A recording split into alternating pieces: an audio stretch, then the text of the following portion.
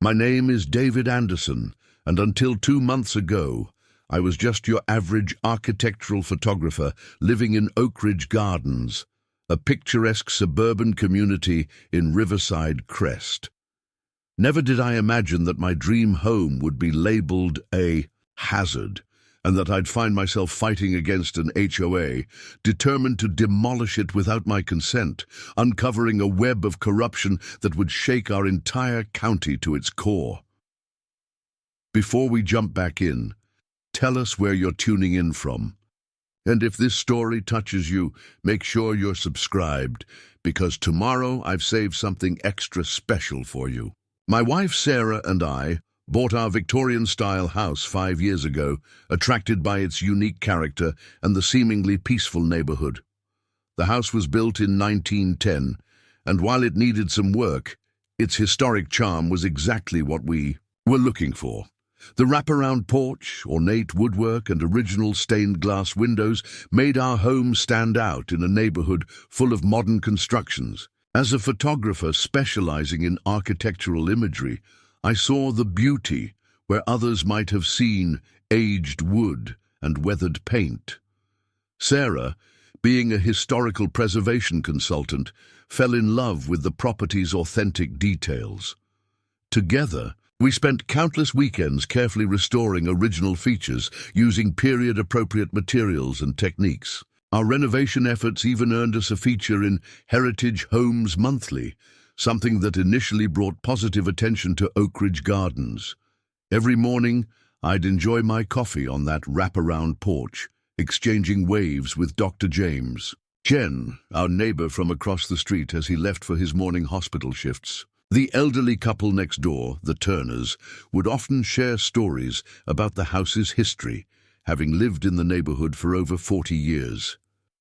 We weren't best friends with everyone, but we had that comfortable neighborly relationship, where people respected each other's space while looking out for one another.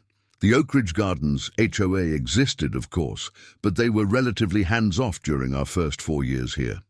Monthly newsletters about lawn maintenance and approved fence heights were their typical concerns. Marcus Thompson, the HOA president, was rarely seen outside quarterly meetings. He was more interested in organizing community events than enforcing petty rules. Then everything changed when Victoria Blackwood was elected as HOA vice president 6 months ago. Victoria, or Ms. Blackwood as she insisted on being called, brought what she called a modern vision for our neighborhood. But none of us realized just how far she would go to achieve that vision, or how our historically significant home would become ground zero in a battle that would eventually involve the State Historical Society, the FBI, and multiple news outlets. I remember the exact moment our peaceful life began to unravel. It was a Wednesday morning in early September, the autumn, air still holding onto summer's warmth. I had just finished touching up some paint on our porch railings, the kind of regular maintenance any century-old home requires. Victoria walked by 3 times that morning, each time stopping to take photos and make notes on her tablet. At the time, I thought she was just being her usual overzealous self, documenting every minor thing she considered a violation. Our house had passed every inspection since we bought it. We'd maintained it meticulously, not just for ourselves, but out of respect for its historical significance. The previous owners had lived here for 30 years, raising 3 children within these walls. The house had weathered countless storms, both literal and metaphorical, standing as a testament to the craftsmanship of a bygone era. Looking back now, I should have recognized the predatory gleam in Victoria's eyes as she photographed our home. That morning, I should have noticed how she lingered near our property line, measuring distances and making calculations. I should have realized that her newly formed Neighborhood Modernization Committee was more than just another bureaucratic annoyance, but I didn't know then what I know now. I couldn't have known that by the end of the month, our beloved home would be declared a hazard, that Victoria Blackwood's modern vision would threaten not just our house, but the entire historical character of Oakridge Gardens, or that my security cameras would capture footage that would eventually lead to multiple arrests and a complete overhaul of county building regulations. That Wednesday morning, I just sipped my coffee, reviewed some client photos, and appreciated the gentle creaking of our porch swing. The same swing that would soon become evidence in a case that would expose decades of corruption in our local government and real estate development industry. Life in Oakridge Gardens had its own rhythm back then. Sarah spent her weekdays consulting with museums and historical societies, while I balanced my architectural photography with maintaining our Victorian home. The house itself was a constant conversation starter. Its distinctive turret and handcrafted details drew admiring glances from passers-by and fellow history enthusiasts. Our neighbours were a diverse group, each adding their own character to the community. Dr. James Chen wasn't just the neighbourhood physician. He was also an amateur woodworker who often shared invaluable advice about maintaining our home's original features. His wife, Rebecca, taught art at the local high school and would sketch our house during warm evenings, capturing its timeless elegance on paper. The Turners, George and Martha, were living history books of Oakridge Gardens. Their carefully maintained colonial-style home next door complemented ours, and they'd often share stories about the neighborhood's evolution over the past 4 decades. "Your house used to belong to the town's first female doctor," Martha would tell us during our Sunday afternoon chats. "She treated patients right there in what's now your study." Across the street, Michael O'Connor, a retired building inspector, kept an expert eye on all construction work in the neighborhood.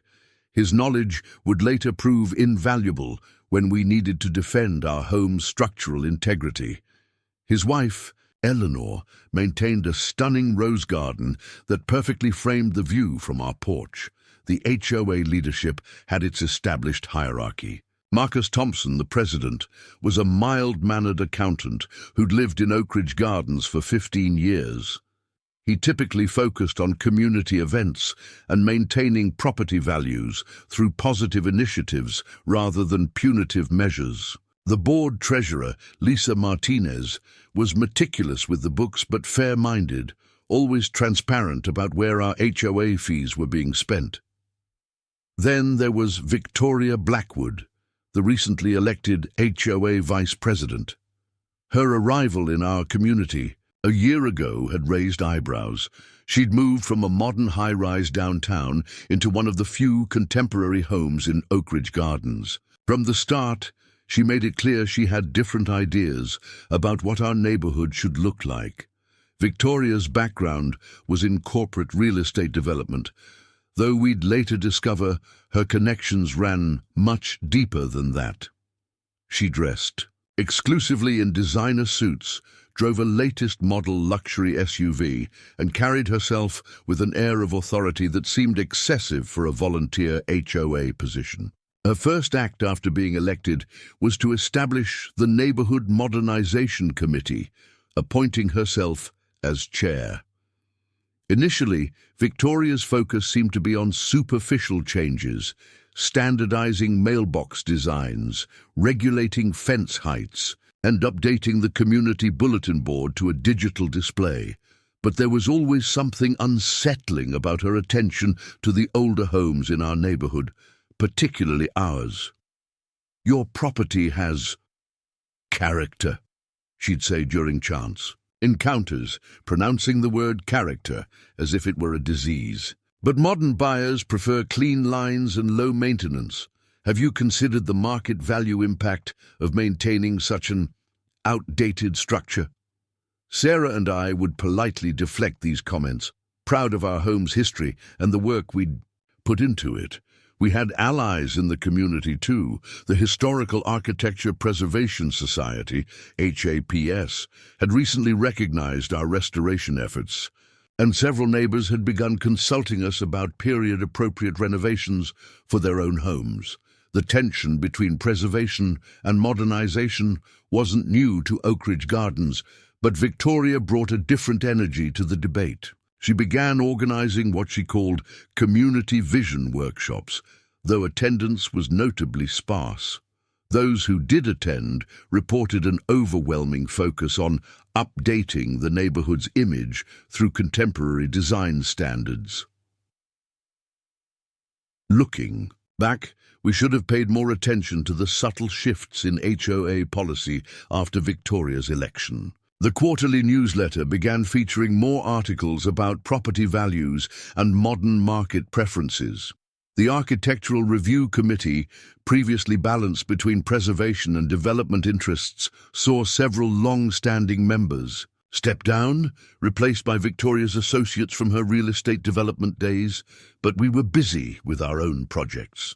Sarah was working on a significant consultation for the State Historical Society, and I had a major photography exhibition coming up featuring historical architecture across the state. Our home was not just our residence. It was a living example of the values we both championed in our professional lives.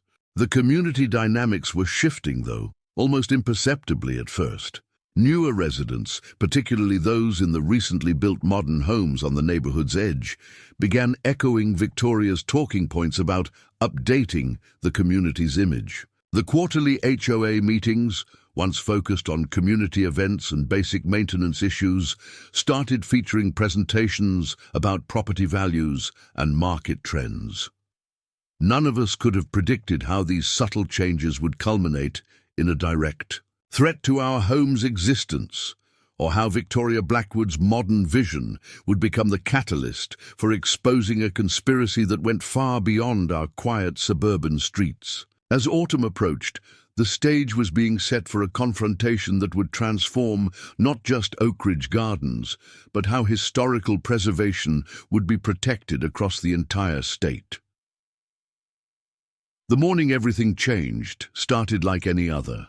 I was in my home office editing photos from a recent architectural shoot when my phone buzzed with an email notification.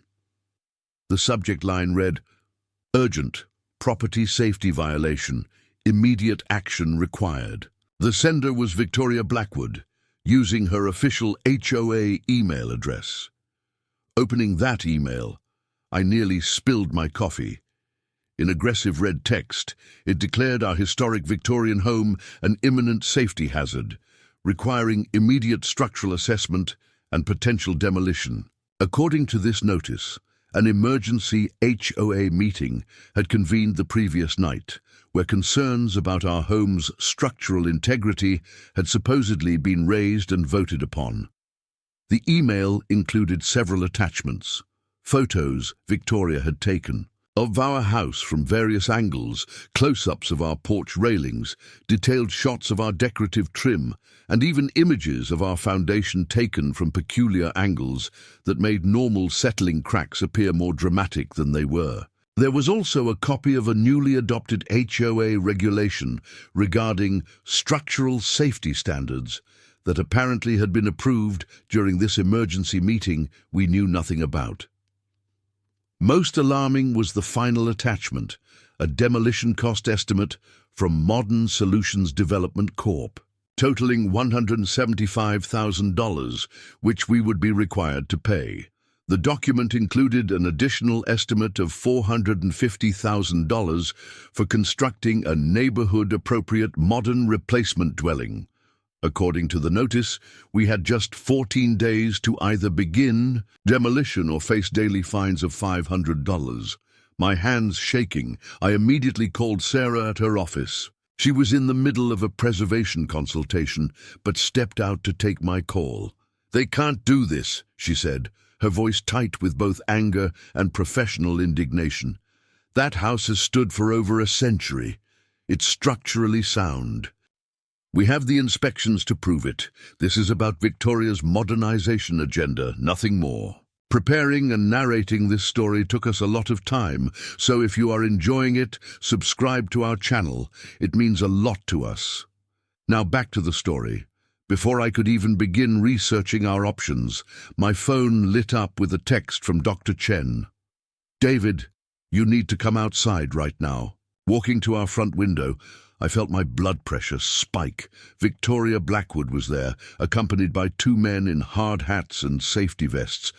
They were placing large red warning signs around our property perimeter. The signs read, "Danger, unsafe structure, do not enter." I grabbed my phone and started recording as I walked outside. Victoria noticed me immediately, her perfectly manicured hand adjusting her designer sunglasses as she turned to face me. "Good morning, Mr. Anderson," she said, her voice dripping with artificial concern. "I trust you've received our urgent notice about your property's hazardous condition." "Victoria, what is this about?" I demanded, continuing to record.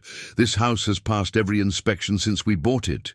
We just had a structural assessment done last year for our insurance." "Renewal," she stepped forward, clutching her tablet like a shield. "The standards have changed, Mr. Anderson. As of last night's emergency HOA board meeting, we've adopted new structural safety requirements. Your vintage property simply doesn't meet modern safety codes." Emergency meeting? Where was the notification? Where was the community input? I asked, my photographer's eye noting how she kept positioning herself to appear authoritative in front of my camera. "Oh, we sent emails," she replied dismissively, waving her manicured hand. "If you didn't check your spam folder, that's hardly our concern.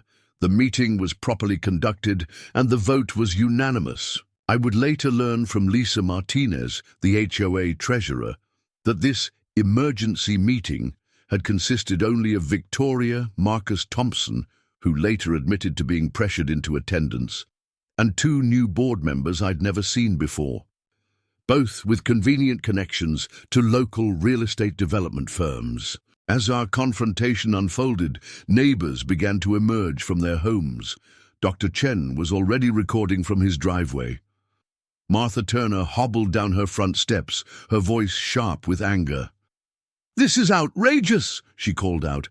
"That house was here before any of us, before there even was an HOA." Victoria spun around, her designer heels sinking slightly into our lawn. "Mrs. Turner, this is a private matter between the HOA and the Andersons. Please return to your property." But Martha stood her ground, her small frame radiating decades of neighborhood authority. "I was here when the Historical Society marked this house as significant to our town's heritage. You can't just declare it unsafe overnight." More neighbors were gathering now. Michael O'Connor, the retired building inspector, was walking over with a thick folder under his arm. "I've got every inspection report this house has had for the past 30 years, he announced. "I supervised half of them myself. There's nothing wrong with this structure." The atmosphere was tense, but the community's support was palpable. Even Marcus Thompson, watching from the periphery, was beginning to look distinctly uncomfortable with the situation. But Victoria maintained her composure, though a muscle twitched noticeably in her jaw. "The board has made its decision," she announced. "The Andersons have 14 days to comply or face daily fines. Additionally, their property insurance will be notified of its hazardous status." She turned to the men in hard hats. "Finish placing the warning signs. We're done here." As they walked away, Rebecca Chen approached with her phone out. "I got everything on video," she said quietly, "including Victoria admitting to the emergency meeting without proper notification. My sister's an architect who specializes in historical preservation. You should talk to her." I stood there in my front yard, surrounded by supportive neighbors, watching Victoria's retreating form. She'd clearly expected us to cave under the pressure, not to face resistance from the entire community. But this wasn't over, not by a long shot. What none of us knew then was that those warning signs were just the beginning of a battle that would expose corruption, reaching far beyond our quiet neighborhood. The initial shock of Victoria's ambush quickly transformed into organized resistance. Within hours of the warning sign incident, our living room had become an impromptu command center. Dr. Chen brought over his laptop, while Michael O'Connor spread his decades' worth of inspection documents across our antique dining table. Sarah was already on the phone with her colleagues at the State Historical Society. What started as scattered support quickly crystallized into clear evidence of suspicious activities. Rebecca Chen shared Ring doorbell footage showing Victoria conducting late-night examinations of our property, measuring and photographing details while she thought no one was watching. The timestamps revealed these secretive inspections had been going on for weeks before the emergency meeting. Martha Turner arrived with a dusty box of neighborhood records she'd kept since the 1980s. "Look at this," she said, pulling out a yellow document. In 1985, the HOA specifically adopted provisions protecting historically significant homes. They can't just override that with an emergency meeting. Michael O'Connor's inspection records were particularly damning. "I've overseen every major structural inspection of this house since 1992, he explained, arranging reports chronologically. "The only issues we've ever found were normal settling patterns, typical of historic homes. Nothing even remotely hazardous." While we reviewed these documents, Sarah's professional network was already mobilizing. Her colleague from the State Historical Society, Dr. Amanda Rodriguez, sent over digital copies of our home's historical designation paperwork. "This property is officially recognized as historically significant," she explained via speakerphone. "Any major modifications, let alone demolition, would require review by the State Historical Preservation Board." The community's response continued to grow. Eleanor O'Connor organized a group chat for neighbors to share information and coordinate their documentation efforts. Through this network, we learned that Victoria had been spotted meeting with representatives from Modern Solutions Development Corp in the local coffee shop just days before the emergency meeting. Lisa Martinez, the HOA treasurer, stopped by after work with concerning financial documents. "Look at these recent HOA expenditures," she said, pointing to several unusual transactions. "We've suddenly started paying consulting fees to a company called Urban Vision Partners. I can't find any record of what services they're providing." Dr. Chen's sister, Rebecca, the architect, arrived with her own professional assessment tools. She conducted a thorough examination of our house's structure, documenting everything with photographs and detailed notes. "This house is textbook example of Victorian craftsmanship," she declared. "The construction methods used here are actually more durable than many modern techniques." As evening approached, our neighbors continued gathering evidence. Amanda Chen, from 2 doors down, shared security camera footage showing Victoria leading a group of men in business suits on a tour of the neighborhood late one evening last week. "They were pointing at all the historic homes," she reported, "not just yours." The most surprising revelation came from Marcus Thompson himself, who appeared at our door looking nervous. "I need to show you something," he said, pulling out his phone.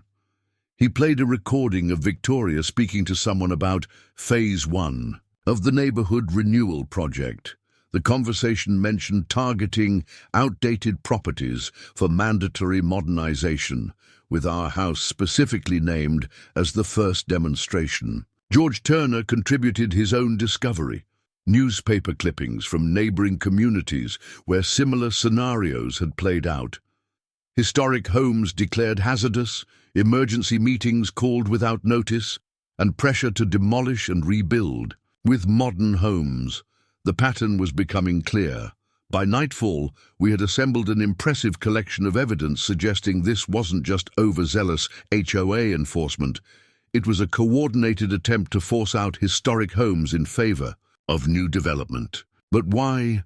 What was driving this sudden push for modernization? Sarah, her professional instincts fully engaged, organized everything into clear categories: historical documentation, structural reports, financial records, and community evidence. "We need to understand what we're really dealing with here," she said, pinning documents to a large corkboard we'd mounted on the wall. "This isn't just about our house anymore." As if to confirm her words, my phone buzzed with a text from Lisa Martinez. Just overheard Victoria on the phone in the HOA office. She mentioned something about Phase 2 properties and accelerated. And timeline. Several other historic homes are on her list. The pieces were starting to fit together, forming a picture none of us had expected.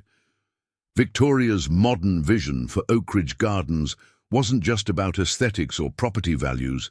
There was something bigger at play. We just didn't know yet how big it would turn out to be, or how many people were really involved. What we did know was that our historic Victorian house, standing proud for over a century, had become the front line in a battle that would soon expose corruption reaching far beyond our neighborhood's tree-lined streets. The evidence we gathered that first day would prove crucial in the fights to come, but it was just the beginning of what we would uncover, looking out our stained glass windows. That evening at the warning signs dotting our yard, I couldn't help but feel both worried and determined. Victoria had chosen our house as her first target, but she clearly hadn't expected such organized resistance. She didn't realize that by threatening one historic home, she had awakened an entire community's determination to protect its heritage.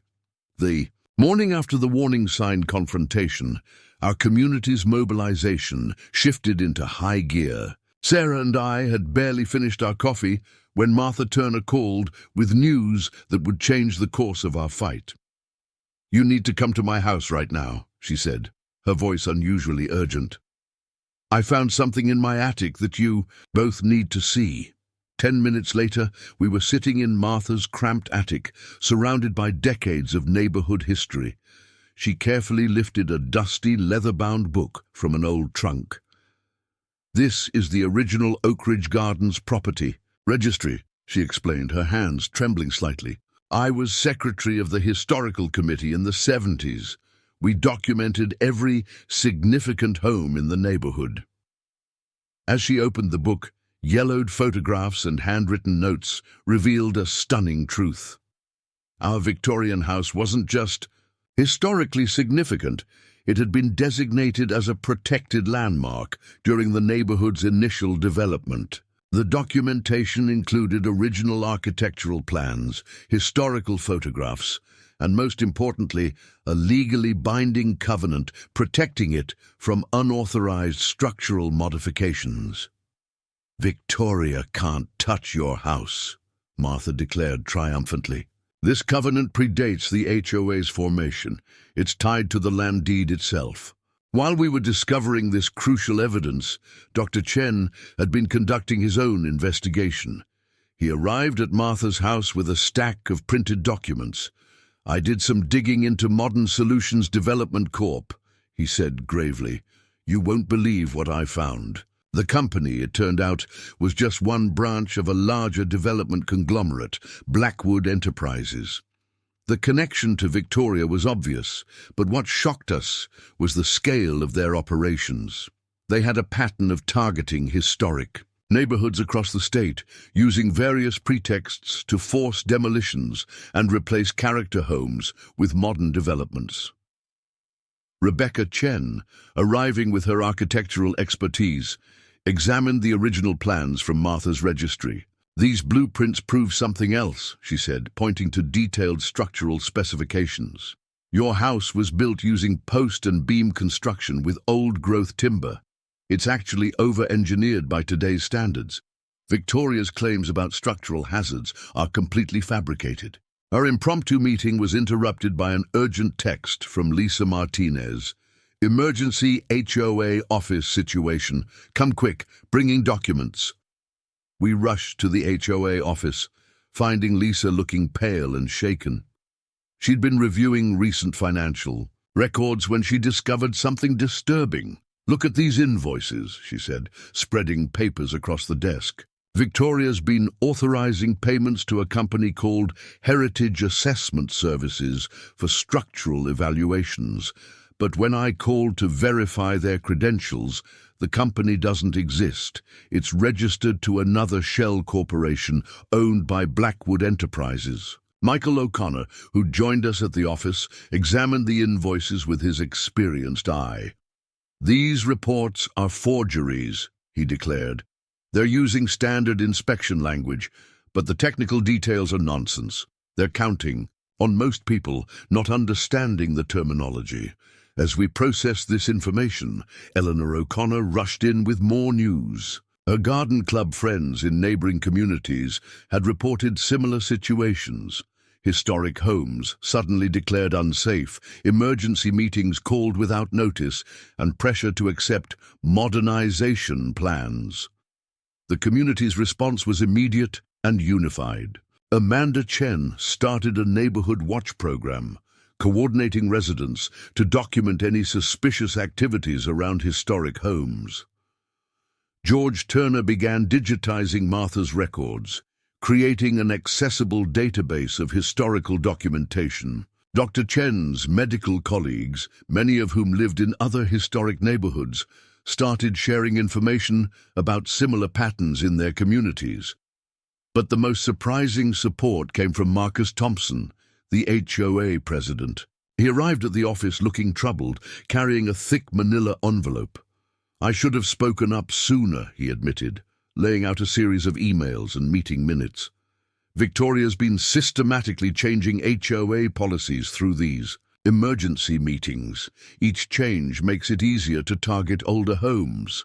The documents revealed a calculated strategy. First, create new safety standards impossible for historic homes to meet.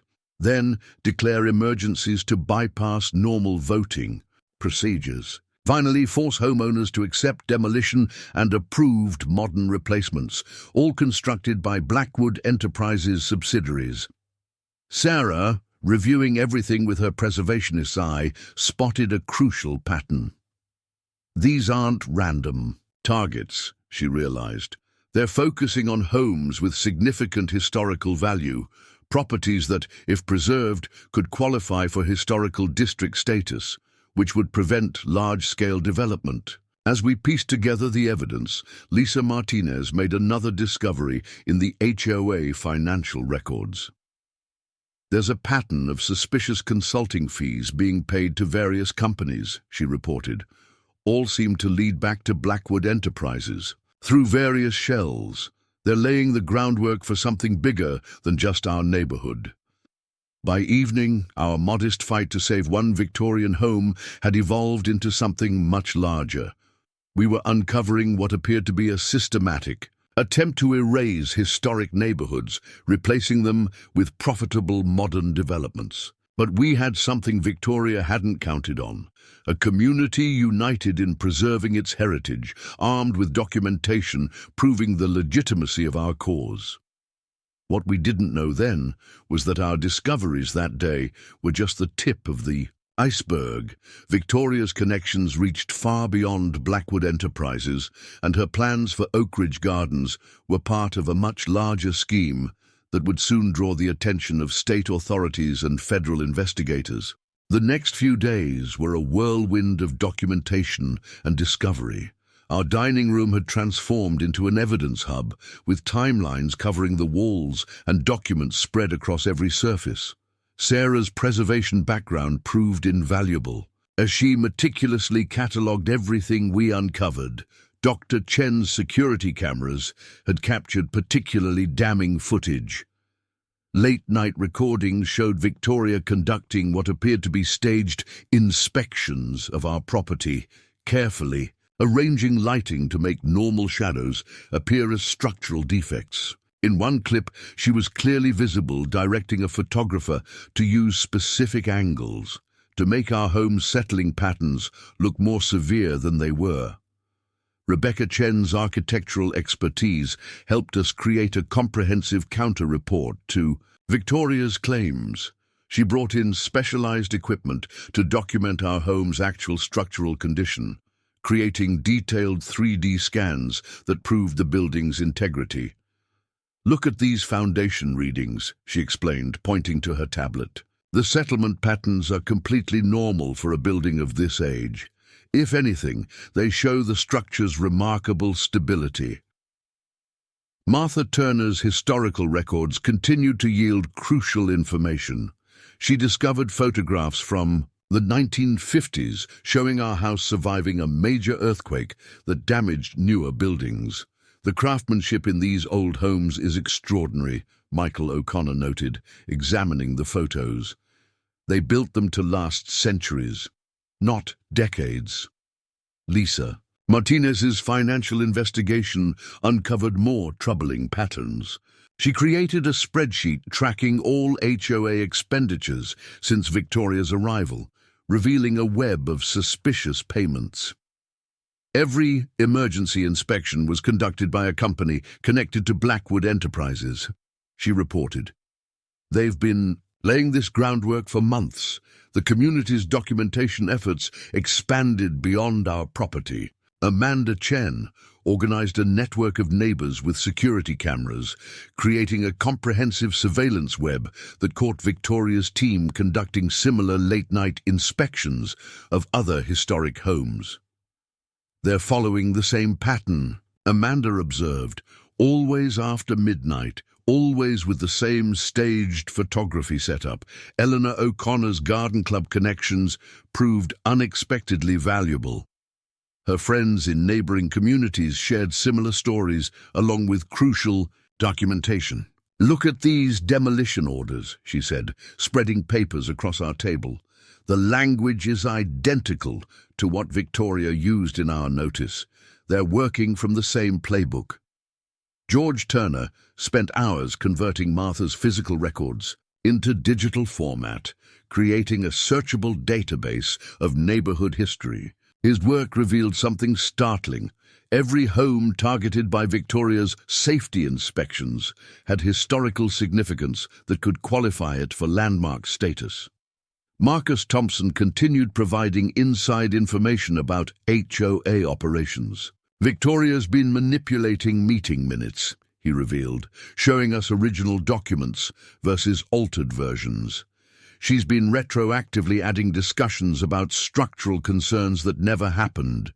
We organized all this evidence into clear categories: photographic evidence, security camera footage, historical photos, and documentation of Victoria's staged inspections.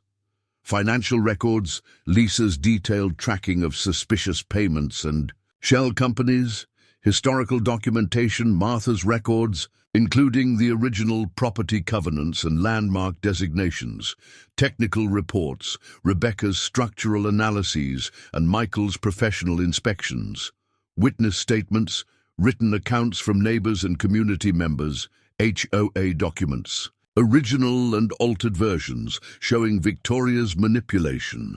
Sarah created a detailed timeline, mapping every incident and connection we discovered. "There's a clear pattern here," she noted, studying the wall of evidence. "They're not just targeting individual homes, they're systematically undermining the entire neighborhood's historical status." Dr. Chen's sister, the architect, brought in colleagues from the State Architectural Review Board to examine our documentation. "This isn't just about one neighborhood," one reviewer noted. "This looks like a template for dismantling historic districts piece by piece." We also discovered that Victoria had been photographing and documenting other historic homes in the neighborhood. Amanda's security network caught her team measuring and photographing at least 6 other properties, all with significant historical value. "They're building their hit list," Michael observed grimly. The most disturbing evidence came from Lisa's deep dive into the HOA's digital records. She discovered deleted emails showing correspondence between Victoria and various shell companies months before she even joined the HOA board. "This was planned from the beginning," Lisa concluded. "Her whole candidacy was part of their strategy." As we compiled this mountain of evidence, we began to see how Victoria's scheme was supposed to work. First, infiltrate the HOA leadership. Then create emergency safety concerns to bypass normal procedures. Finally, force demolitions and replacements with pre-approved modern developments. But what we'd uncovered went beyond just protecting our home. We were documenting what appeared to be a systematic attempt to erase historic neighborhoods across the state. Each piece of evidence we gathered would prove crucial in the fights to come, but we didn't yet realize just how far up this conspiracy would reach. Martha summed it up best as we reviewed our documentation that evening. They thought they could erase our history with a few forged reports and emergency meetings. They didn't count on us having receipts for everything. She patted her box of historical records proudly. Sometimes the best weapon against corruption is just good record-keeping. As our evidence collection grew stronger, Victoria's surveillance of our property intensified. The morning started with an unsettling discovery. New structural assessment markers had appeared around our house overnight, placed without our knowledge or consent. Dr. Chen's security cameras had caught Victoria and two men placing the markers. At 3 a.m., meticulously positioning them to make our foundation look unstable. Sarah immediately photographed every marker's location, noting how they'd been deliberately placed to create a false narrative. "Look at this," she pointed out, showing me her camera's screen. "They've positioned these markers to make natural settling points appear as structural failures. It's a complete manipulation of the evidence." Throughout the day, we observed a steady stream of what appeared to be inspectors examining our property. Each carried clipboards and wore safety vests. But thanks to Lisa Martinez's research, we knew they were all connected to Blackwood Enterprises' shell companies. Dr. Chen's cameras captured them using laser levels and measurement tools in ways that seemed designed to create concerning readings rather than accurate assessments. Rebecca Chen, watching from her home office window, noticed something particularly suspicious. "They're using outdated assessment protocols," she noted, recording their activities. "Those methods were discontinued years ago because they gave false positives for structural issues in historic buildings. They know exactly what they're doing." The tension escalated when Victoria appeared mid-morning with a new group of people in business attire. Through our windows, we could see her gesturing dramatically at various parts of our house, clearly painting a picture of decay and danger. Marcus Thompson, who happened to be walking his dog nearby, overheard fragments of their conversation. She was telling them about imminent collapse risks and urgent safety concerns, he reported via text. But here's the interesting part. They were discussing development plans for the entire street, not just your house. Michael O'Connor, watching from his porch, recognized one of the men in Victoria's group. "That's James Barrett," he said when he called to warn us. "He's a developer known for buying up historic properties and flipping them into modern subdivisions. I dealt with his company's questionable practices before I retired from building inspection." By afternoon, Victoria's team had expanded their surveillance to include photographs and measurements of neighboring historic homes. Martha Turner caught them examining her property and confronted them directly. Her security camera captured the exchange. "You have no right to be measuring my property," Martha's voice rang clear in the footage. "I never authorized any inspection." Victoria's response was telling. "Mrs. Turner, as HOA Vice President, I have full authority to assess any property I deem potentially hazardous. Your house is of similar vintage to the Andersons. We're simply being proactive." The implications were clear. Our house was just the first target in a larger plan. Amanda, Jen's Neighborhood Watch Network, began documenting similar assessment activities around other historic homes. Her coordinated effort revealed a pattern. Victoria's team was focusing exclusively on properties that could qualify for historical protection. Dr. Chen, combining his camera feeds with those of other neighbors, created a comprehensive surveillance map. "They're methodically documenting every historic property in a specific order," he observed, showing us the pattern. It's like they're following a predetermined plan. The most disturbing development came late in the afternoon. Lisa Martinez, still monitoring HOA communications, intercepted an email chain between Victoria and several development companies. The messages discussed Phase 1 removal targets and included a spreadsheet listing every historic home in Oakridge Gardens, complete with detailed notes about potential safety violations that could be exploited.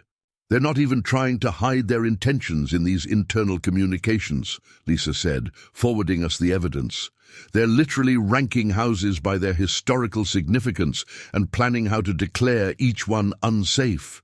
Sarah, reviewing the spreadsheet with her preservationist's eye, noticed something crucial.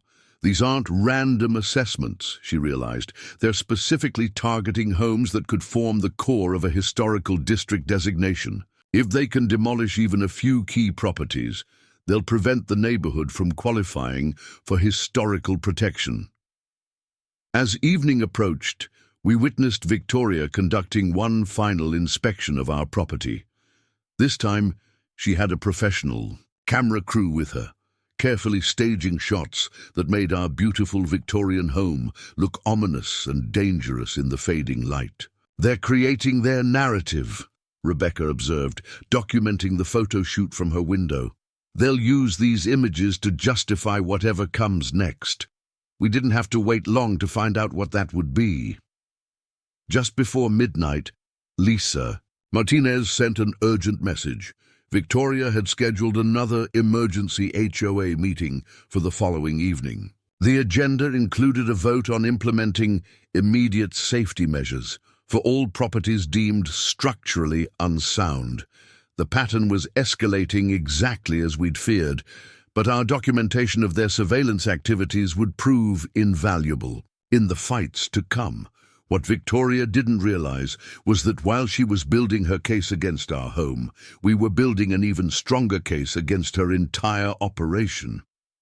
Martha Turner's final words that evening proved prophetic. They think they're watching us, but we're watching them too. And we've got something they don't. The truth, the key discovery that would change everything, came from an unexpected source. Early that morning, I received a mysterious email from someone using an anonymous account. The subject line read, "Urgent. Information about Victoria Blackwood and Modern Solutions Development Corp." The sender identified themselves only as a former employee of Blackwood Enterprises who couldn't stay silent anymore. Attached were dozens of internal documents, emails and financial records that made my blood run cold. I immediately called Dr. Chen and Michael O'Connor to verify the authenticity of the files. "This goes way beyond just our neighborhood," Dr. Chen said, reviewing the documents. "Look at these development plans. They're targeting historic districts across the entire state." The documents revealed that Victoria's position as HOA vice president was no accident. Blackwood Enterprises had been systematically placing operatives in HOA boards across multiple communities, all following the same playbook. Declare historic homes unsafe, force demolitions, and replace them with luxury modern developments. Michael O'Connor, examining the financial records, discovered something even more disturbing. "These construction cost estimates are completely inflated," he explained, pointing to specific line items. "They're charging homeowners 3 to 4 times the actual cost of demolition and rebuilding. The excess profits are being funneled through a network of shell companies." As we were processing this information, Lisa Martinez arrived with another bombshell. She'd been doing a deep dive into the HOA's financial records and found a connection we'd missed. "Remember that consulting company, Urban Vision Partners?" she said, spreading documents across our dining room table. "It's not just a shell company. It's linked to state-level development contracts worth millions." Sarah, who had been cross-referencing the anonymous documents with her Preservation Society contacts, made a crucial connection.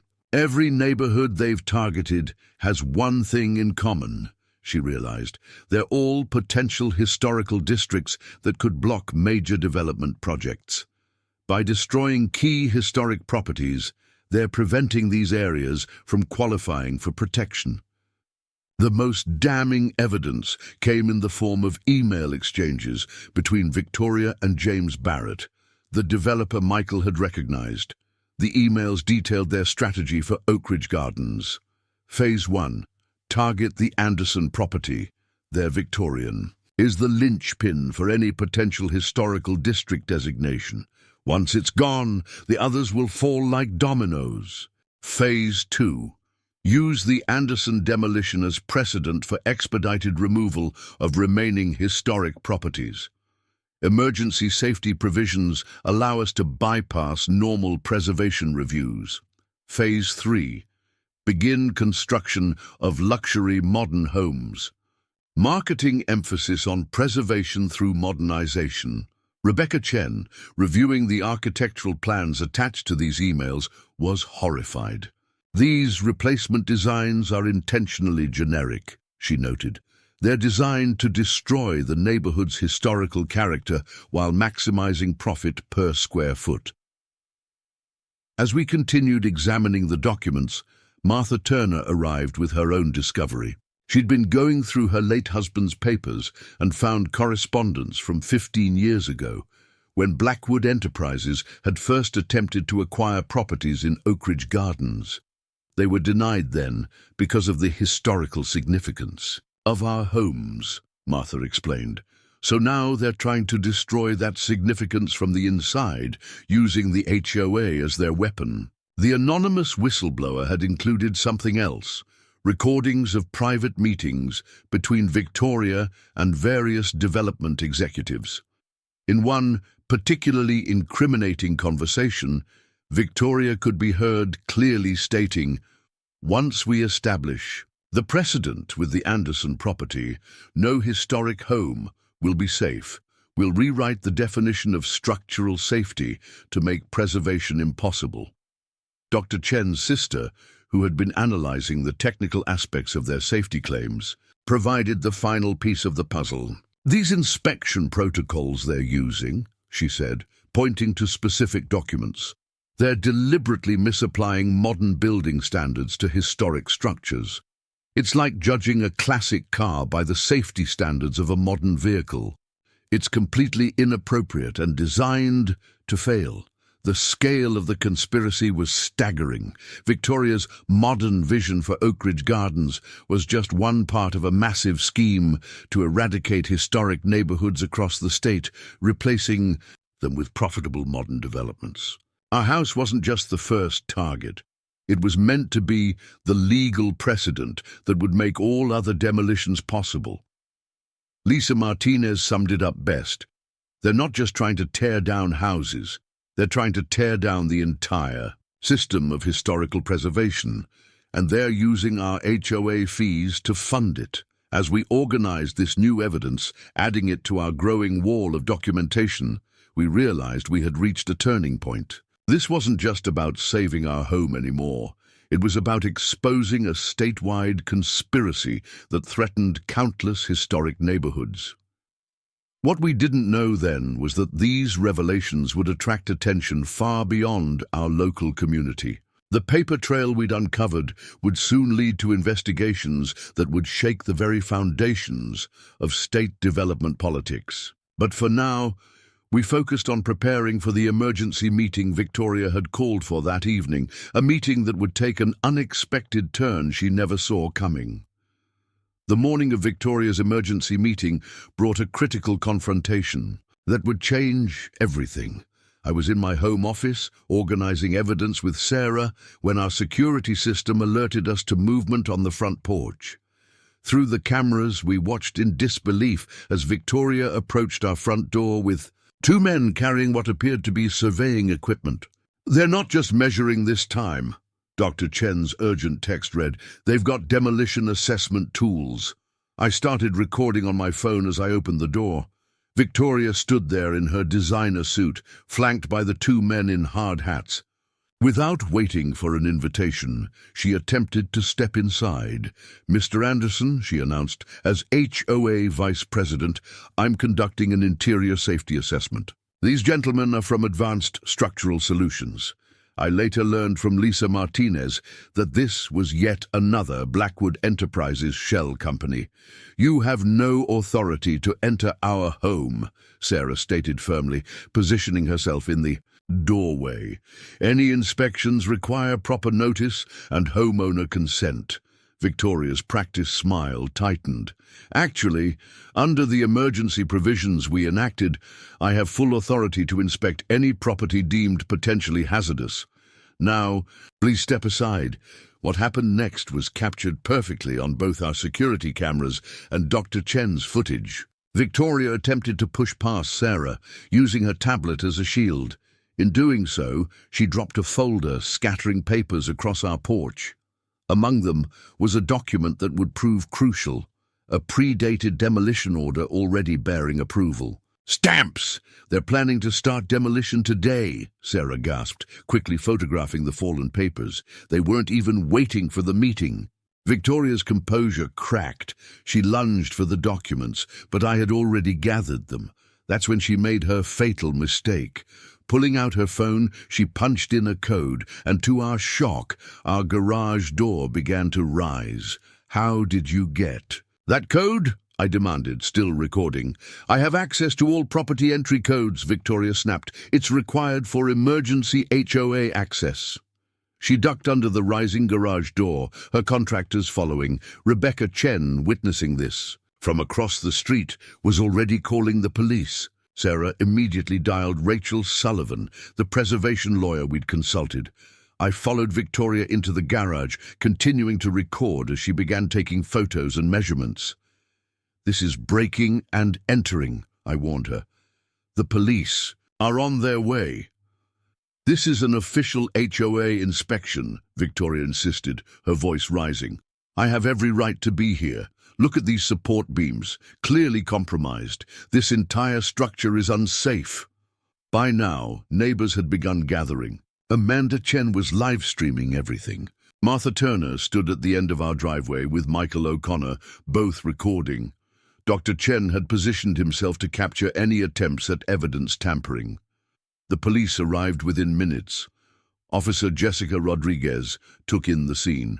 Victoria and her contractors in our garage, a crowd of neighbors recording, and Sarah holding the drop demolition orders. "Ma'am," Officer Rodriguez addressed Victoria, "do you have written permission to enter this property?" "I don't need permission," Victoria declared. "I'm HOA Vice President. These homeowners are in violation of safety codes. Look at these photographs." "Those photographs were staged," Michael O'Connor stepped forward. "I'm a retired building inspector. I can prove they manipulated every shot to create false evidence of structural issues."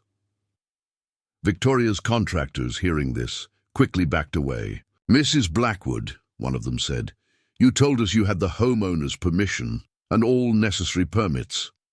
Officer Rodriguez examined the predated demolition order Sarah had recovered.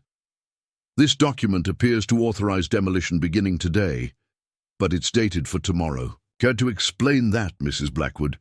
Victoria's facade finally cracked completely. "These people are obstructing progress," she shouted, waving her tablet. "This entire neighborhood needs to be modernized. These outdated structures are destroying their property values." As Officer Rodriguez began reading Victoria her rights, Lisa Martinez arrived with a stack of financial records. "I have documentation of every fraudulent inspection, every shell company, every falsified report," she announced. The scene was surreal. Victoria Blackwood, self-appointed modernizer of Oakridge Gardens, being led to a police car in handcuffs, still clutching her tablet and shouting about property values. Her contractors quickly gave statements, admitting they'd been hired to create false evidence of structural problems. But the most damaging evidence was yet to come. In her haste to enter our garage, Victoria had left her tablet unlocked. On it, Police found detailed plans for the systematic destruction of historic homes across multiple neighborhoods, complete with falsified inspection reports ready to be dated and filed. As the police car drove away, our neighbors remained, forming a protective circle around our home. Martha Turner summed up what everyone was thinking. They thought they could bully us into destroying our history. They didn't count on us standing together. The emergency meeting Victoria had planned for that evening would still happen, but with a very different agenda. Instead of voting on demolitions, the community would gather to begin the process of protecting our neighborhood's historic heritage once and for all. What we didn't know then was that Victoria's arrest would trigger a chain of investigations that would reach far beyond Oakridge Gardens. The evidence found on her tablet would lead authorities to a conspiracy larger than any of us had imagined. But for that moment, watching the police car disappear around the corner, we felt the first real sense of victory in our fight to save our home. The investigation began in earnest the morning after Victoria's arrest. Detective Sarah Martinez, no relation to our HOA treasurer Lisa, arrived at our home with a search warrant, not for our property, but for all HOA records related to Victoria Blackwood and Blackwood Enterprises. What we found on her tablet is just the beginning, Detective Martinez explained, spreading photographs across our dining room table. The level of documentation she kept is astounding.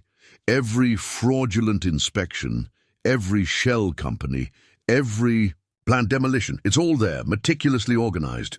The detectives team had set up a command center in our community building. Multiple computer screens displayed financial flowcharts, property records, and surveillance footage. Lisa Martinez was there, helping investigators navigate through years of HOA financial records. Look at this pattern, Lisa pointed out, pulling up a spreadsheet.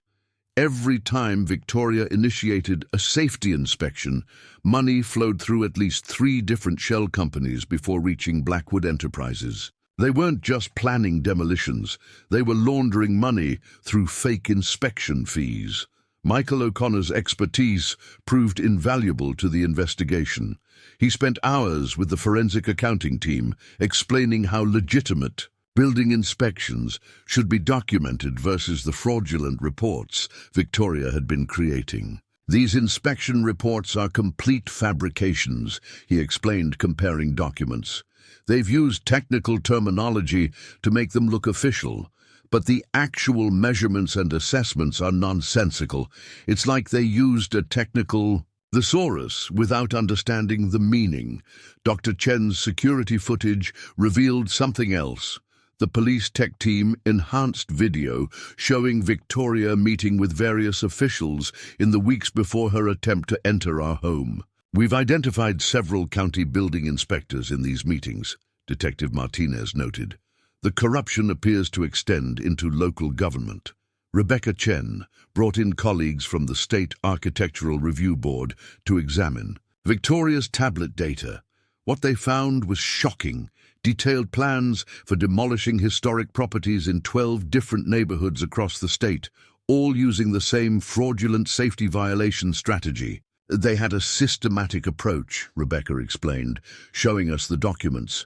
First, infiltrate the HOA, then create false safety concerns. Finally, push through emergency demolition orders before anyone could organize resistance.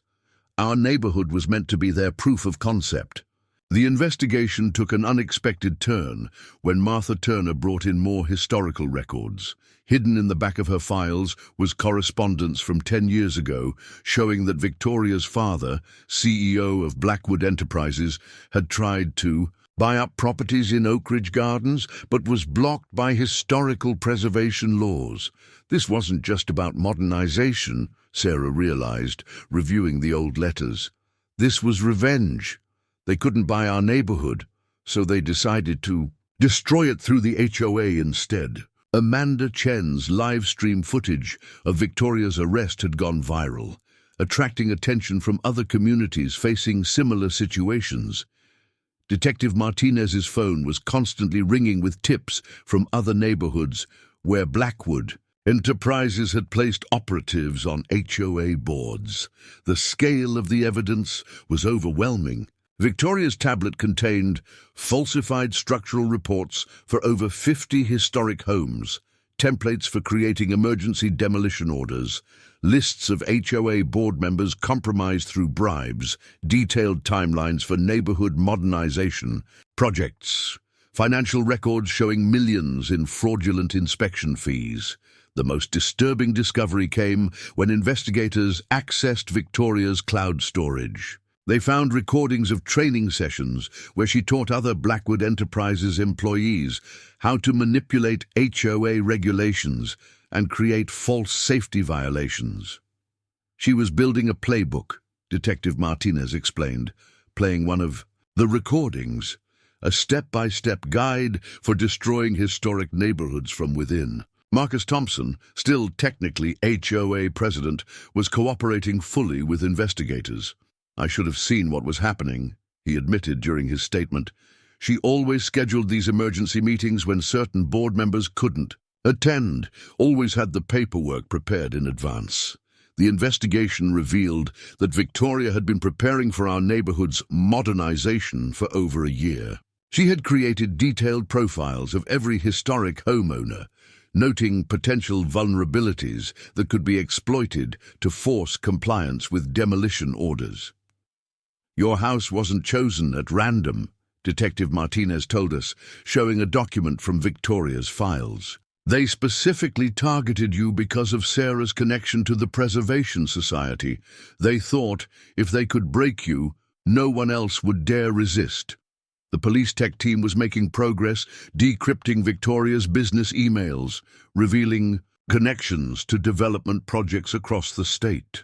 Each project followed the same pattern: historic homes declared unsafe, emergency demolitions ordered, and modern developments built by Blackwood Enterprises subsidiaries. By the end of that first week of investigation, Detective Martinez had filled 3 evidence boards with connections and documents. The web of corruption stretched from local HOA boards to county offices, with Victoria Blackwood at the center, methodically documenting every step of her scheme. What none of us realized yet was that this investigation would soon expand far beyond our neighborhood. Victoria's meticulous record-keeping would lead authorities to corruption at levels we hadn't imagined possible. But for now, we focused on providing everything we could to help the investigation, knowing that each piece of evidence brought us closer to ensuring no other historic neighborhood would face what we had endured. As the investigation deepened, the true scope of Victoria's conspiracy began to emerge. Detective Martinez called an urgent meeting in the community center to share their latest findings. The evidence boards had multiplied, now covering entire walls with documents, photographs, and connection charts. "What we've uncovered goes far beyond simple HOA corruption," Detective Martinez began, pointing to a complex financial diagram. Blackwood Enterprises wasn't just targeting historic homes. They were running a sophisticated real estate fraud operation across multiple states. Lisa Martinez had spent days analyzing the financial records from Victoria's tablet. "The money trail is staggering," she explained, pulling up detailed spreadsheets. Each fraudulent inspection generated thousands in fees, which were then laundered through a network of shell companies. But that was just the beginning. The investigation had revealed a pattern of systematic fraud: fake inspection companies charging inflated fees, falsified structural reports creating artificial emergencies, rigged demolition contracts with massive overhead costs, predetermined modern development plans already approved through bribes. But the most shocking revelation came from Marcus Thompson, who had finally gathered the courage to share everything he knew. "Victoria wasn't working alone," he revealed, his voice shaking. "There's a whole network of HOA infiltrators. They call themselves community modernization specialists. They're placed in neighborhoods specifically targeted for historic destruction. Dr. Chen's technical analysis of Victoria's computer files uncovered encrypted communications with other specialists across the country. They had a private network, he explained, showing the decoded messages.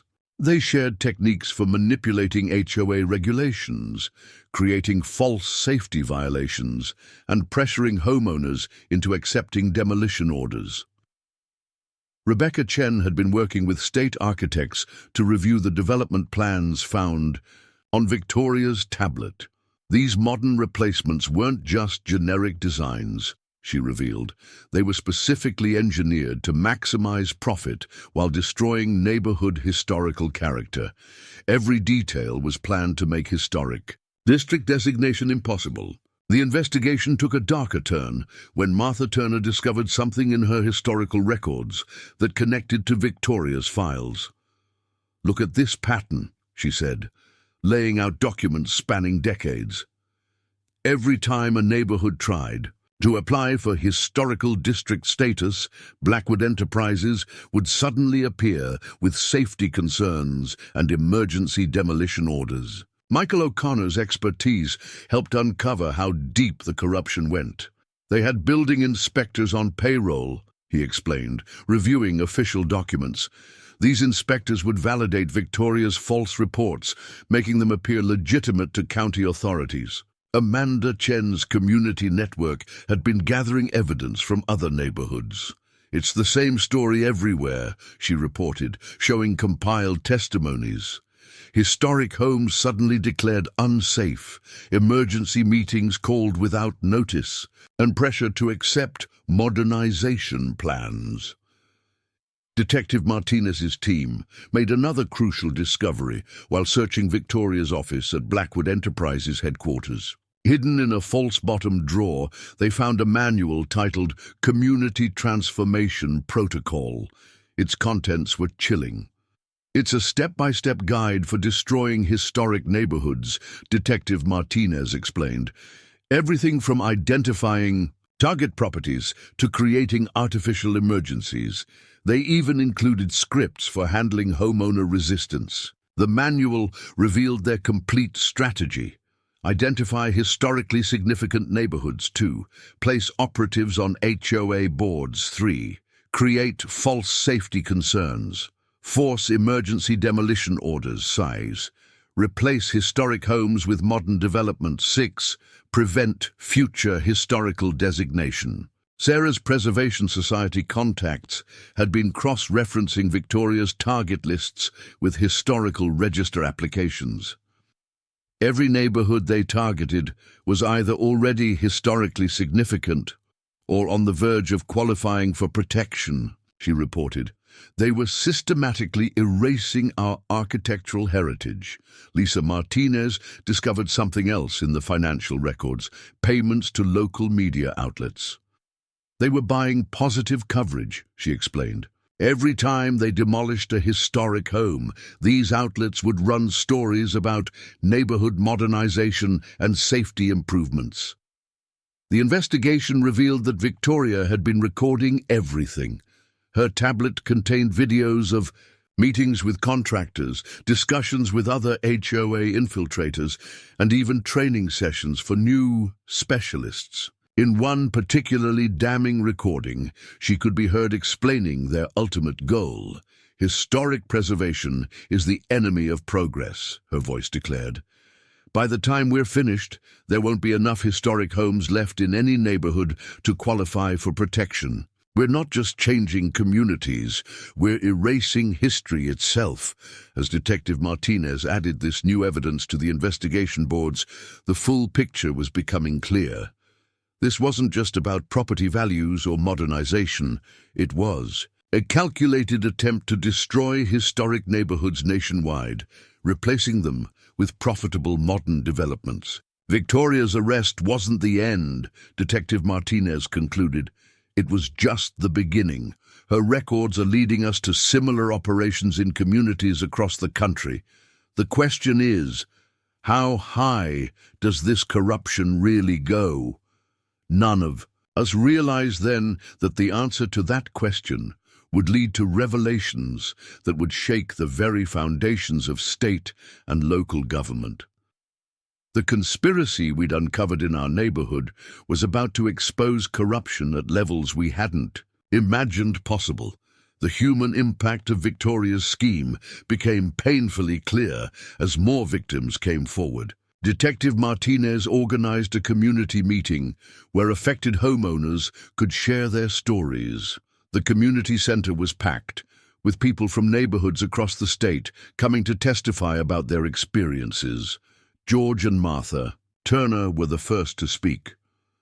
Last year, they forced us to take out a second mortgage to pay for emergency repairs, Martha revealed, her voice trembling. Victoria's inspectors claimed our chimney was about to collapse. We later learned the entire report was fabricated, but by then, we'd already spent our retirement savings on unnecessary work. Dr. Chen presented a comprehensive analysis of similar cases.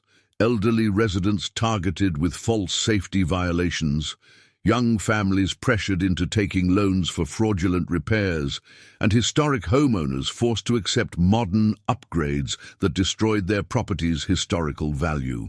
They specifically targeted vulnerable homeowners, he explained, showing a pattern of victims. Single parents, elderly residents, people who might not have the resources to fight back. It wasn't just about destroying historic homes, it was about exploiting the people who loved them. Sarah had been working with the State Historical Society to document the cultural impact. Every historic home they destroyed took with it irreplaceable architectural heritage, she explained, showing photographs of demolished properties. These weren't just buildings. They were physical connections to our community's history. Rebecca Chen's architectural assessment revealed another disturbing aspect. The replacement homes they planned weren't just modern, they were intentionally designed to be historically insignificant, she demonstrated comparing plans. They were creating architectural dead zones where future historical preservation would be impossible. The most emotional testimony came from Eleanor O'Connor, who had been collecting stories from her garden club network. Mrs. Peterson, 3 streets over, lost her husband last year, Eleanor shared. Victoria's team showed up the next week with safety violations. They knew she was vulnerable and alone. They pressured her until she agreed to sell. Lisa Martinez had compiled financial data showing the full scope of victim exploitation. Inflated repair costs averaging 300% above market rates, fraudulent inspection fees charged multiple times, hidden charges buried in complex contracts, predatory loans arranged through affiliated companies. Michael O'Connor's experience helped expose how the scheme specifically targeted historic homeowners. They used technical language to confuse and intimidate people, he explained. Most homeowners don't understand building codes. Victoria's team exploited that lack of knowledge to force unnecessary work. Amanda Chen's community network had been documenting personal stories through video interviews. She played a compilation that brought many in the room to tears. Families described losing their homes, elderly residents forced to move after decades. In their neighborhoods and communities, watching their historical character disappear house by house. Marcus Thompson, still struggling with his role in the scheme, revealed how Victoria had manipulated the HOA to target specific residents. She had profiles on everyone, he admitted. She knew who was struggling financially, who had health issues, who might be too busy with work or family to fight back. She called it optimal target selection. Detective Martinez presented evidence of how the exploitation extended beyond individual homeowners. They weren't just targeting houses, she explained.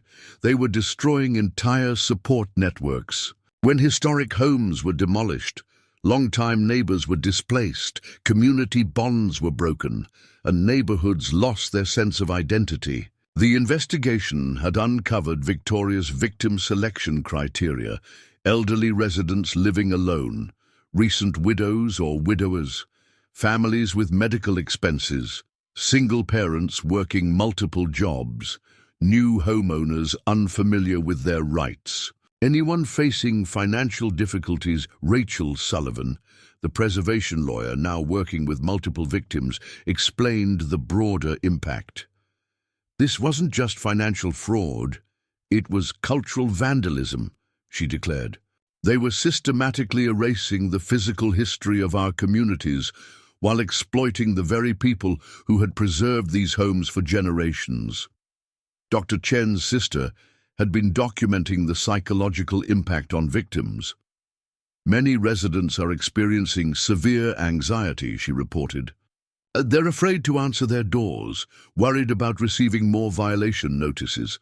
Some have stopped maintaining their historic homes out of fear of attracting attention. The community meeting revealed how Victoria's scheme had created a climate of fear in historic neighborhoods. Residents were afraid to repair their homes, knowing it might attract unwanted attention from corrupt inspectors. Historic features were being hidden or removed as homeowners tried to avoid becoming targets. As the meeting concluded, Martha Turner made a statement that captured the room's emotions. They didn't just try to steal our homes, they tried to steal our history, our community, and our sense of belonging. But by sharing our stories, we're taking back our power. They wanted to isolate us, but instead, they've united us. The personal testimonies collected that day would prove crucial in the coming legal battles. Each story added to the growing evidence of systematic exploitation and cultural destruction. What no one realized yet was that these individual accounts would help expose corruption reaching far beyond our neighborhood, leading to investigations that would reshape how historic communities were protected across the entire state. The legal response to Victoria's scheme began to take shape with unprecedented momentum. Rachel Sullivan, now leading a team of preservation lawyers, called an emergency meeting at the county courthouse to coordinate their approach. The conference room was filled with attorneys, preservation experts, and community advocates from across the state. What we're dealing with here is more than just HOA overreach, Rachel explained, gesturing to walls covered with evidence. This is organized real estate fraud, criminal conspiracy, and cultural vandalism on a massive scale. We need a multi-pronged legal strategy. The legal team had identified several key areas of attack: HOA regulation violations, fraudulent inspection practices, civil rights violations, historic preservation law breaches, criminal conspiracy charges. RICO implications. Detective Martinez brought forward the latest evidence from Victoria's encrypted files.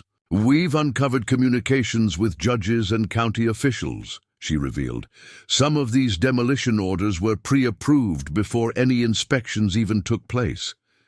Lisa Martinez had been working with forensic accountants to trace the money trail. The financial web is incredible, she reported, displaying complex transaction charts. They used a network of shell companies to hide millions in fraudulent fees. Every demolition order generated kickbacks that were laundered through multiple accounts. Sarah's connections with the State Historical Society proved invaluable. They provided detailed documentation of how Victoria's actions violated numerous preservation laws.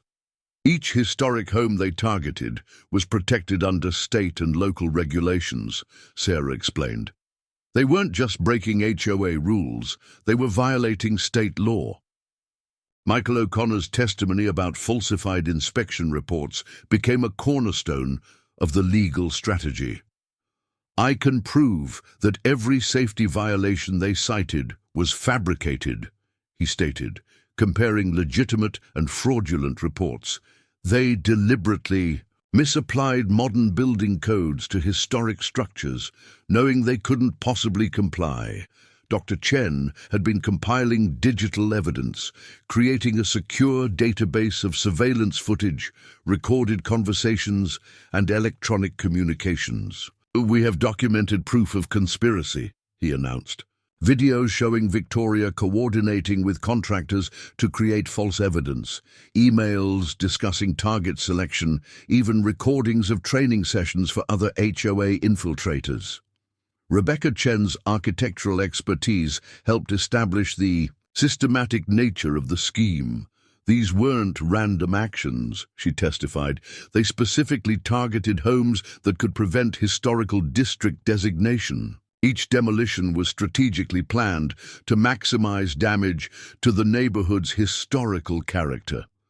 The legal team's most powerful weapon came from Martha Turner's historical records. "Look at these patterns," Rachel demonstrated, laying out decades of documentation. Every time a neighborhood approached historical designation qualification, Blackwood Enterprises would appear with safety violations and demolition orders. It's a clear pattern of intentional interference with preservation efforts.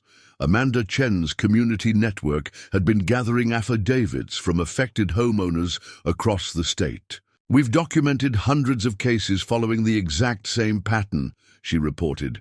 "The similarities are too precise to be coincidental. This was a coordinated campaign of destruction." Marcus Thompson's cooperation proved crucial in establishing the scope of the conspiracy. "Victoria gave us scripts to follow," he revealed, providing internal HOA documents.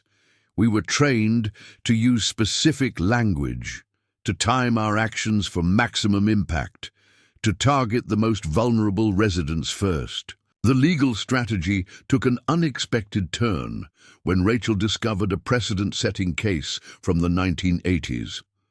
"This could change everything," she announced, presenting the findings. The case established that systematic attempts to prevent historical designation can be prosecuted under federal racketeering laws. Detective Martinez's team had been building connections between various cases.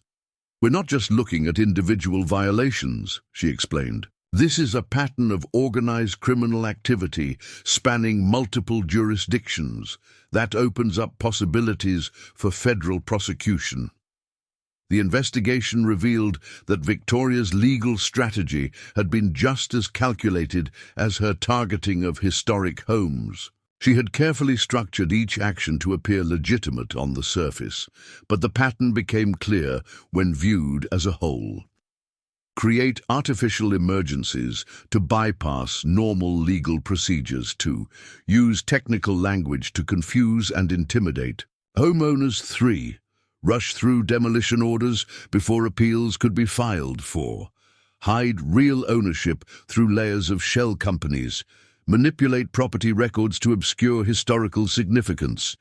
Rachel Sullivan summarized their legal approach. "We're not just filing individual lawsuits. We're building a RICO case that will expose the entire criminal enterprise. Every fraudulent inspection, every falsified report, every manipulated meeting, it's all part of a pattern of organized criminal activity." The legal team worked late into the night, preparing injunctions to protect other historic homes while the larger case moved forward. What they didn't know then was that their legal strategy would soon attract attention from federal authorities, leading to investigations that would reach far beyond real estate fraud. As Martha Turner observed while watching the lawyers work, they thought they could hide their crimes behind HOA rules and building codes, but they forgot something important. The law doesn't just protect buildings, it protects communities and their history.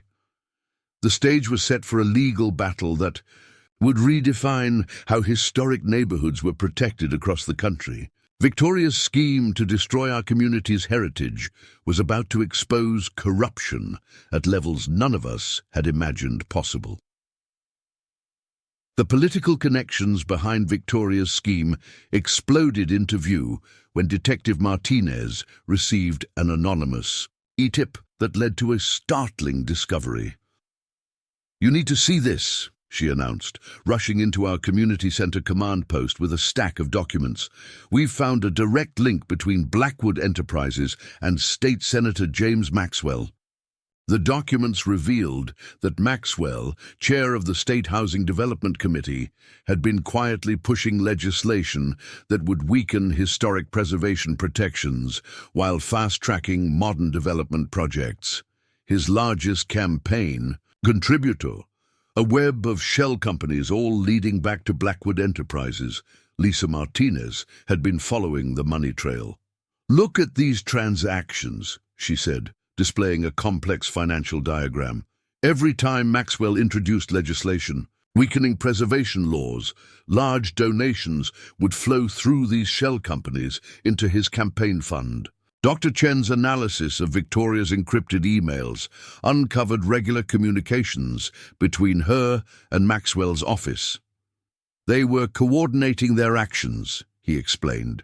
When Victoria targeted a historic neighborhood, Maxwell would introduce legislation making it harder to protect those properties. The political web stretched further than anyone had imagined, multiple state legislators receiving suspicious donations, building code officials suddenly retiring with unexplained wealth, zoning board members with hidden connections to development, companies, planning commissioners consistently voting in favor of Blackwood projects. Sarah's Preservation Society contacts provided crucial context. Every time we tried to strengthen historic protection laws, she revealed, Maxwell's committee would block the legislation. Now we know why. Michael O'Connor recognized several names in the documents. These building inspectors who approved Victoria's false reports. They all got cushy consulting jobs with companies connected to Maxwell's donors. Rebecca Chen discovered something even more disturbing in the architectural plans. These modern developments they plan to build, they're all designed by firms where Maxwell's family members are partners. The contracts were pre-arranged before any demolitions even started. The investigation revealed a sophisticated political operation. Targeted campaign contributions timed to key votes, strategic placement of operatives in regulatory positions, coordinated media campaigns promoting modernization, systematic undermining of preservation advocates. Martha Turner's historical records provided the timeline. Maxwell's anti-preservation voting record perfectly matches Blackwood Enterprises' expansion into historic neighborhoods, she noted, comparing dates. It's not just correlation, it's coordination. Amanda Chen's community network had been tracking similar patterns across the state. Every time a historic neighborhood fought back against demolition, she reported, Maxwell would suddenly schedule committee hearings about outdated housing regulations and safety concerns in older communities. Marcus Thompson revealed how Victoria had used political connections to intimidate homeowners. She would casually mention her friends in the state capital during HOA meetings, he recalled. It was a subtle threat. Resist, and you'll face problems beyond just the HOA. Detective Martinez's team uncovered evidence of regular strategy meetings between Victoria, Maxwell, and development executives. They called it the Community Renewal Initiative, she explained, showing meeting minutes. But it was really about coordinating their attacks on historic neighborhoods. The most damaging evidence came from Victoria's personal files. She had kept detailed records of every political favor, every quid pro quo arrangement, every deal made to facilitate their scheme. One note particularly stood out. Maxwell promises fast-track approval for all replacement developments. Our donations ensure cooperation. Lisa Martinez found patterns in the campaign finance reports. They were clever, she noted. The donations were always just under reporting thresholds, spread across multiple shell companies. But when you add them up, Maxwell received millions from Blackwood-connected entities. Rachel Sullivan saw the legal implications immediately. This isn't just corruption, it's conspiracy to violate federal laws, she declared. They used political power to facilitate criminal enterprise. That changes everything about our case. The investigation revealed how Maxwell had systematically placed Blackwood allies in key regulatory positions. building code enforcement directors, historical commission members, zoning board officials, property assessment administrators. Dr. Chen's technical analysis uncovered encrypted communications between Maxwell's office and Victoria about our neighborhood specifically. They saw Oakridge Gardens as their test case, he explained. If they could destroy our historic homes, they would use it as precedent across the state. The political conspiracy had been carefully constructed over years. Place allies in regulatory positions. Weaken preservation protections through legislation. Block attempts to strengthen historic designation laws. 4. Fast-track demolition and development permits. 5. Provide political cover for aggressive HOA actions. As Detective Martinez added this new evidence to the investigation boards, the full scope of the conspiracy became clear. Victoria's HOA scheme was just one part of a larger political operation designed to systematically erase historic neighborhoods while enriching connected developers and politicians. This goes beyond local corruption, Detective Martinez concluded. We're looking at a statewide criminal enterprise using political power to destroy historic communities for profit. The revelation of these political connections would soon attract attention from federal investigators, leading to a probe that would shake the state's political establishment to its core. But for now, we focused on documenting every connection, every transaction, every abuse of power that had enabled their scheme. As Martha Turner observed, they thought their political connections made them untouchable. Instead, those same connections will be their undoing.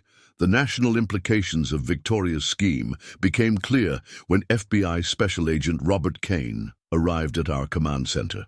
"What you've uncovered here isn't isolated," he announced, spreading maps across the conference table. "We've found identical operations in 12 different states. The FBI's investigation had revealed a nationwide network of community modernization specialists like Victoria, all following the same playbook to destroy historic neighborhoods. Each operation used identical methods: HOA infiltration, falsified safety reports, emergency demolition orders, coordinated political support, pre-planned modern developments. Dr. Chen's analysis of Victoria's cloud storage had uncovered evidence of regular video conferences with other operatives across the country. They called themselves the Heritage Replacement Network, he explained, playing a recovered recording. They shared techniques, coordinated strategies, even traded target lists. Lisa Martinez had been tracking financial connections between various operations. The money flows through different shell companies, she demonstrated, but it all leads back to the same source, a holding company called Progressive Urban Development International. Detective Martinez's investigation expanded as FBI resources revealed new connections. Victoria wasn't just a local operative, she explained. She was a regional trainer. She taught others how to replicate her methods in their own communities. The national pattern became clear. Historic districts targeted systematically. Local politicians compromised through campaign contributions. Building inspectors corrupted through bribes. Media outlets influenced to support modernization preservation. Advocates discredited through coordinated attacks. Sarah's Preservation Society contacts reported similar stories nationwide. Every major historic district in the country has faced these tactics, she revealed. We just never realized they were all connected until now. Rebecca Chen discovered architectural plans showing identical replacement developments planned across multiple states. They're not just destroying history, she noted. They're replacing it with cookie-cutter developments designed to prevent future preservation efforts. Michael O'Connor's building inspection expertise helped identify the pattern in other communities. The same fraudulent inspection methods, the same falsified reports, even the same technical language, he observed. They were working from a standardized destruction manual. Amanda Chen's community network had expanded nationally through social media. Homeowners everywhere are sharing identical stories, she reported. The same pressure tactics, the same false violations, the same rushed demolition orders. The FBI investigation revealed training centers where operatives like Victoria learned their methods, HOA infiltration techniques, document falsification, homeowner intimidation strategies, political manipulation, evidence destruction protocols. Martha Turner's historical research took on new significance when compared with national patterns. Every targeted neighborhood was approaching historical district qualification, she noted. They weren't just attacking individual homes. They were preventing entire communities from gaining protection. Marcus Thompson's testimony about Victoria's methods helped identify other operatives. The phrases they used, the way they manipulated meetings, even their body language, it was all carefully taught, he explained. They created an army of Victoria Blackwoods.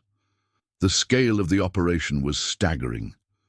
Special Agent Kane's evidence: boards now covered entire walls, hundreds of compromised HOAs, thousands of falsified inspection reports, millions in fraudulent fees and bribes, dozens of corrupt politicians, scores of targeted historic districts. Lisa Martinez uncovered the financial scope. They've spent over $100 million nationwide on this operation, she revealed. The potential profits from replacing historic homes with modern developments would be in the billions. Dr. Chen's technical team found evidence of a secure communications network connecting operatives across the country. They used encrypted channels to coordinate their attacks, he explained. Different neighborhoods, same destruction timeline. The national strategy had been methodically planned. Identify historically significant communities, place operatives in key positions, create artificial safety crises, force rapid demolitions, replace with pre-designed developments, prevent. Future preservation efforts. Rachel Sullivan saw the legal implications of the national conspiracy. This changes the entire scope of our case, she declared. We're not just fighting local corruption. We're exposing a nationwide criminal enterprise. The FBI's involvement brought new resources and urgency to the investigation. What happened in your neighborhood helped us connect the dots, Special Agent Kane explained. Now we can see the entire pattern of organized destruction. As the national scope became clear, our local fight took on new significance. Oakridge Gardens hadn't just exposed one corrupt HOA officer. We had helped uncover a sophisticated nationwide operation to erase America's architectural heritage. Detective Martinez summed it up best. They created a perfect system for destroying historic neighborhoods, but they made one crucial mistake. They left a paper trail. And now that trail is leading us to every operation across the country. The revelation of this national conspiracy would soon lead to coordinated federal raids in multiple states. But for now, we focused on documenting every connection, every pattern, every piece of evidence that could help protect other historic communities from facing what we had endured. As Martha Turner observed while watching the FBI agents work, they thought they could hide their destruction behind local HOA disputes. Instead, they've exposed themselves to the entire nation. The evidence trail Victoria left behind proved to be her undoing. Special Agent Kane arrived early morning with news that would shift the investigation dramatically. We've accessed her private cloud storage, he announced. The level of documentation is staggering. She recorded everything. Victoria had maintained detailed digital records of the entire operation. Video recordings of secret meetings, audio files of threatening phone calls, spreadsheets tracking targeted properties, emails coordinating with corrupt officials, photos documenting staged violations, financial records of bribes and kickbacks. Dr. Chen spent hours analyzing the encrypted files. She created a perfect record of her own crimes, he explained, displaying recovered documents. Every falsified inspection, every manipulated meeting, every threat made to homeowners. It's all here, meticulously catalogued. Lisa Martinez discovered something even more damning in the financial records. "Look at these transaction patterns," she said, pointing to complex spreadsheets. She wasn't just tracking the money, she was documenting exactly who was paid, when, and for what illegal service. The digital archive revealed Victoria's systematic approach, property assessment records doctored to show false violations, templates for creating emergency demolition orders, scripts for intimidating elderly residents, guidelines for manipulating HOA meetings, schedules for staged inspections. Detective Martinez was amazed by the detail. She created a complete blueprint of their operation, she noted. From initial target selection to final demolition, every step was documented and time-stamped. Sarah's examination of the preservation-related documents exposed a calculated strategy. They weren't just randomly attacking historic homes, she explained. They had a precise formula for determining which properties to target first to prevent. Historical district designation. Rebecca Chen found architectural files showing before and after plans for entire neighborhoods. They pre-designed the replacement developments before even declaring homes unsafe, she revealed. The demolition orders were just formalities. They'd already planned our neighborhood's destruction. Michael O'Connor's analysis of the inspection records proved crucial. These documents show how they systematically falsified safety reports, he demonstrated. They had a whole system for making minor maintenance issues appear as major structural failures. The evidence included staged photographs of structural damage, altered engineering reports, fabricated safety violations, manipulated property assessments, false emergency declarations. Amanda Chen discovered video recordings of Victoria training other operatives. She taught them exactly how to destroy historic neighborhoods, she reported, playing recovered footage. Everything from manipulating HOA rules to pressuring vulnerable residents. Martha Turner's historical knowledge helped connect the documentation to actual events. Every time she noted a potential target, demolition orders would follow within weeks, she observed, comparing dates. The pattern is undeniable. Marcus Thompson identified key players from meeting recordings. That's how they coordinated everything, he explained. Secret meetings, private calls, encrypted messages, all perfectly preserved in her files. The most shocking discovery came from Victoria's personal notes. She had kept detailed journals documenting her thoughts and strategies. Elderly residents, easiest to intimidate, use technical language they won't understand. Historical significance makes demolition urgent, can't risk preservation society involvement. Target community leaders first. Once they break, others will follow. Lisa Martinez traced the money through digital records. Every transaction was logged, she reported. Bribes labeled as consulting fees, kickbacks as professional services, demolition profits as community improvement funds. Special Agent Kane saw the bigger picture in the data. This isn't just evidence of local corruption, he declared.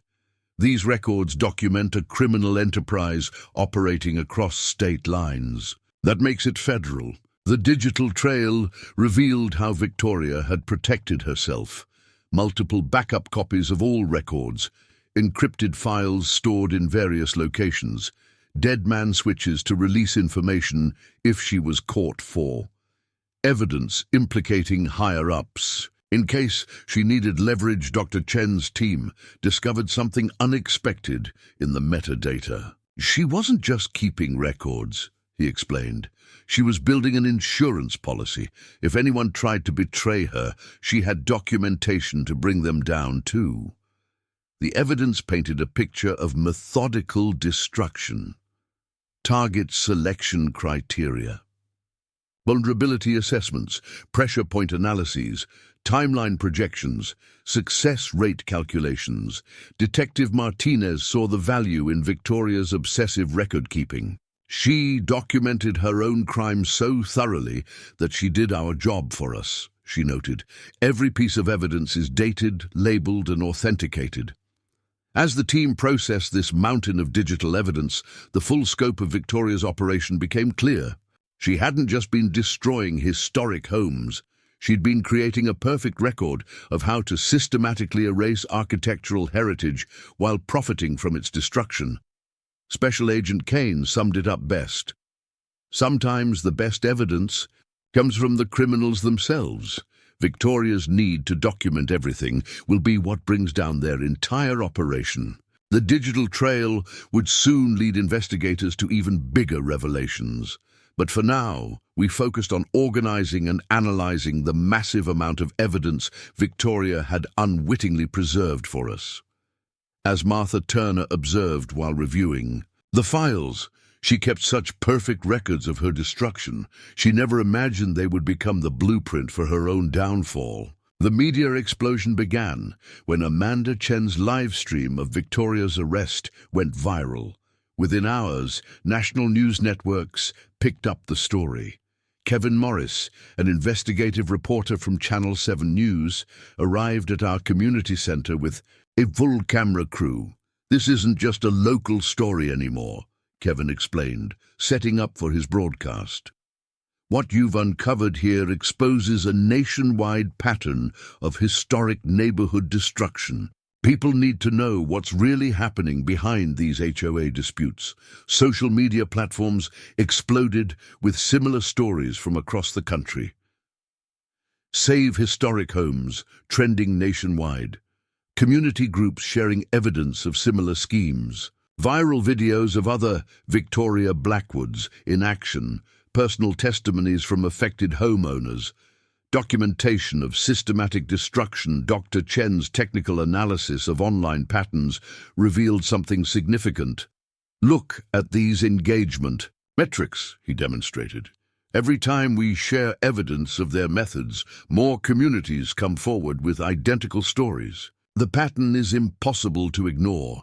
Lisa Martinez created a digital dashboard tracking media coverage, national news features, local station investigations, online journalism pieces, social media discussions, community forum responses. Detective Martinez saw the value in the media attention. "Public exposure makes it harder for them to operate," she noted. "Their whole system relies on isolating communities. Now everyone's connected and sharing information." Sarah's Preservation Society contacts began coordinating with journalists nationwide. "Every story we share helps another community recognize what's happening to them," she explained. "The media coverage is becoming a preservation tool." Rebecca Chen's architectural expertise made her a sought-after expert for news interviews. "I can show exactly how they manipulate building inspections," she demonstrated for reporters. "Once people understand their methods, they're easier to fight." The coverage expanded as more angles emerged. Investigative features on political corruption, exposés on fraudulent inspection practices, profiles of affected historic neighborhoods, analysis of development company connections, documentation of systematic fraud. Michael O'Connor's building inspection knowledge helped journalists understand the technical aspects. "When I explain how they falsify safety reports," he noted, "other communities recognize the same tactics being used against them." Amanda Chen's social media presence grew exponentially. Her daily updates became must-watch content for preservation advocates nationwide. "We're creating a real-time manual for fighting back," she explained during one live stream. "Every community can learn from what happened here." Martha Turner's historical records provided crucial context for reporters. "I can show them decades of documentation," she said, displaying her archives. "This isn't just about current events, it's about preserving our architectural heritage." The media attention brought unexpected allies. Historic preservation societies, architectural heritage groups, community rights organizations, anti-corruption advocates, housing justice activists. Marcus Thompson's insider perspective proved valuable for investigative reporters. "I can explain exactly how they manipulate HOA procedures," he told one journalist. "The public needs to understand how sophisticated their methods are." Kevin Morris's investigation expanded beyond our neighborhood. "Your story connected the dots," he explained during a broadcast. "Now we can see similar patterns in communities across the country." The coverage revealed common elements nationwide. Sudden safety violations in historic homes 2, emergency meetings without proper notice 3, pressure on vulnerable residents 4, pre-planned modern developments 5, political protection for developers special. Agent Kane recognized the media's role in the investigation. "Public exposure helps us identify other operations," he noted. "Every story generates new leads and evidence." The social media response created a nationwide support network, community alert systems, evidence-sharing platforms, legal resource, databases, preservation advocacy groups, homeowner protection networks. Dr. Chen developed a website tracking similar cases across the country. "We're mapping their entire operation," he explained. "Every new story helps us understand their patterns better." The media coverage had unexpected effects. HOA boards facing increased scrutiny, development companies under investigation, politicians' connections exposed, building inspectors being audited, preservation laws strengthened. Lisa Martinez tracked the impact. "Every news story leads to more communities examining their HOAs," she reported. "People are finally seeing the bigger picture." Kevin Morris's reporting revealed a crucial pattern. These aren't isolated incidents, his investigation showed. This is a systematic attempt to erase historic neighborhoods nationwide. The media attention brought our fight to a national audience, but it also served a crucial investigative purpose. Each story that went viral helped expose more operations, identify more perpetrators, and protect more communities. As Martha Turner observed while watching the coverage spread, "They thought they could silence us one neighborhood at a time. Instead, they've given us a national platform to expose their entire operation." The media explosion would continue to grow, leading to even bigger revelations. But for now, we focused on sharing our story, helping other communities, and building a nationwide network of preservation advocates. "Sometimes the best weapon against corruption is simply shining a light on it," Kevin Morris concluded in his broadcast. "And thanks to this community's fight, that light is now reaching every corner of the country."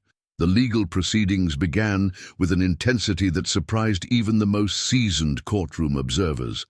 The federal courthouse was packed as Victoria Blackwood and her co-conspirators faced an array of charges that spanned multiple jurisdictions. Special Agent Kane had coordinated with prosecutors to ensure every aspect of their operation would face scrutiny. "This isn't just about HOA violations," the lead prosecutor Diana Ramirez declared in her opening statement. "What we're presenting today is evidence of a sophisticated criminal enterprise designed to systematically destroy historic neighborhoods for profit." The evidence presentation was meticulous. Victoria's detailed digital records, financial transaction trails, surveillance footage, witness testimonies, expert analysis reports, documentary evidence. Dr. Chen's technical testimony proved crucial. "These aren't random acts," he demonstrated, showing recovered files. Their entire operation was documented, encrypted, and archived.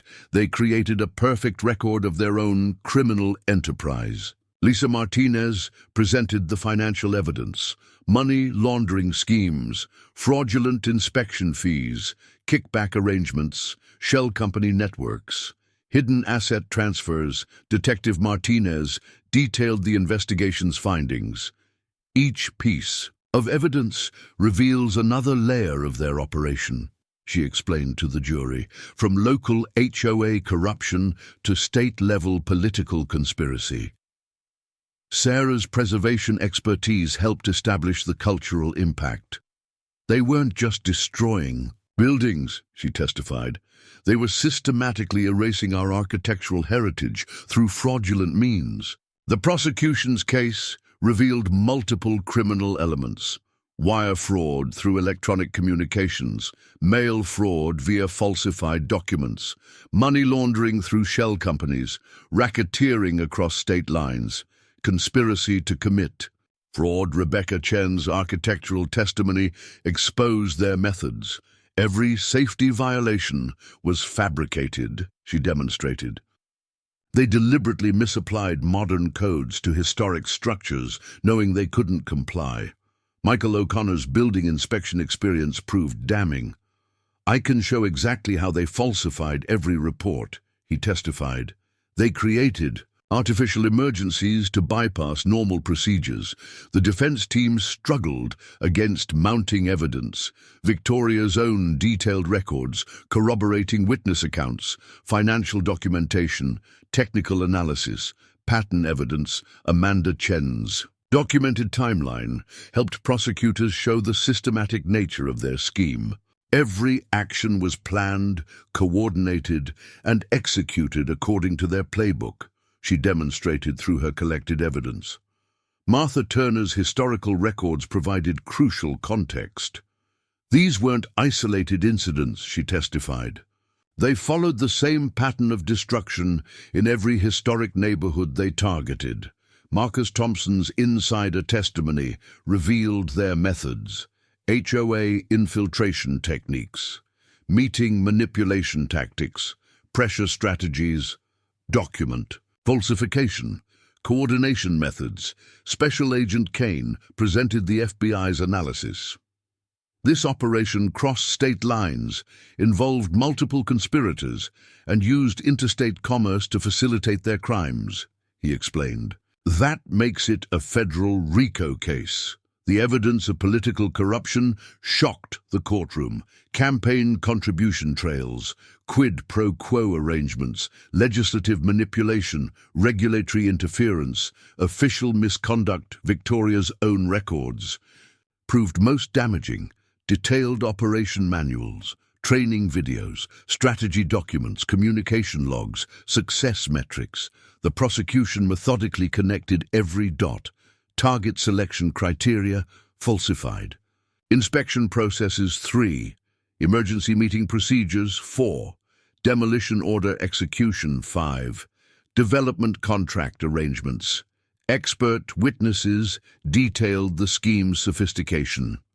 Forensic accountants, building inspectors, preservation specialists, HOA, legal experts, criminal investigators. The defense's attempts to claim ignorance fell apart under cross-examination. Victoria's meticulous record-keeping had documented intent, coordination, and awareness at every level.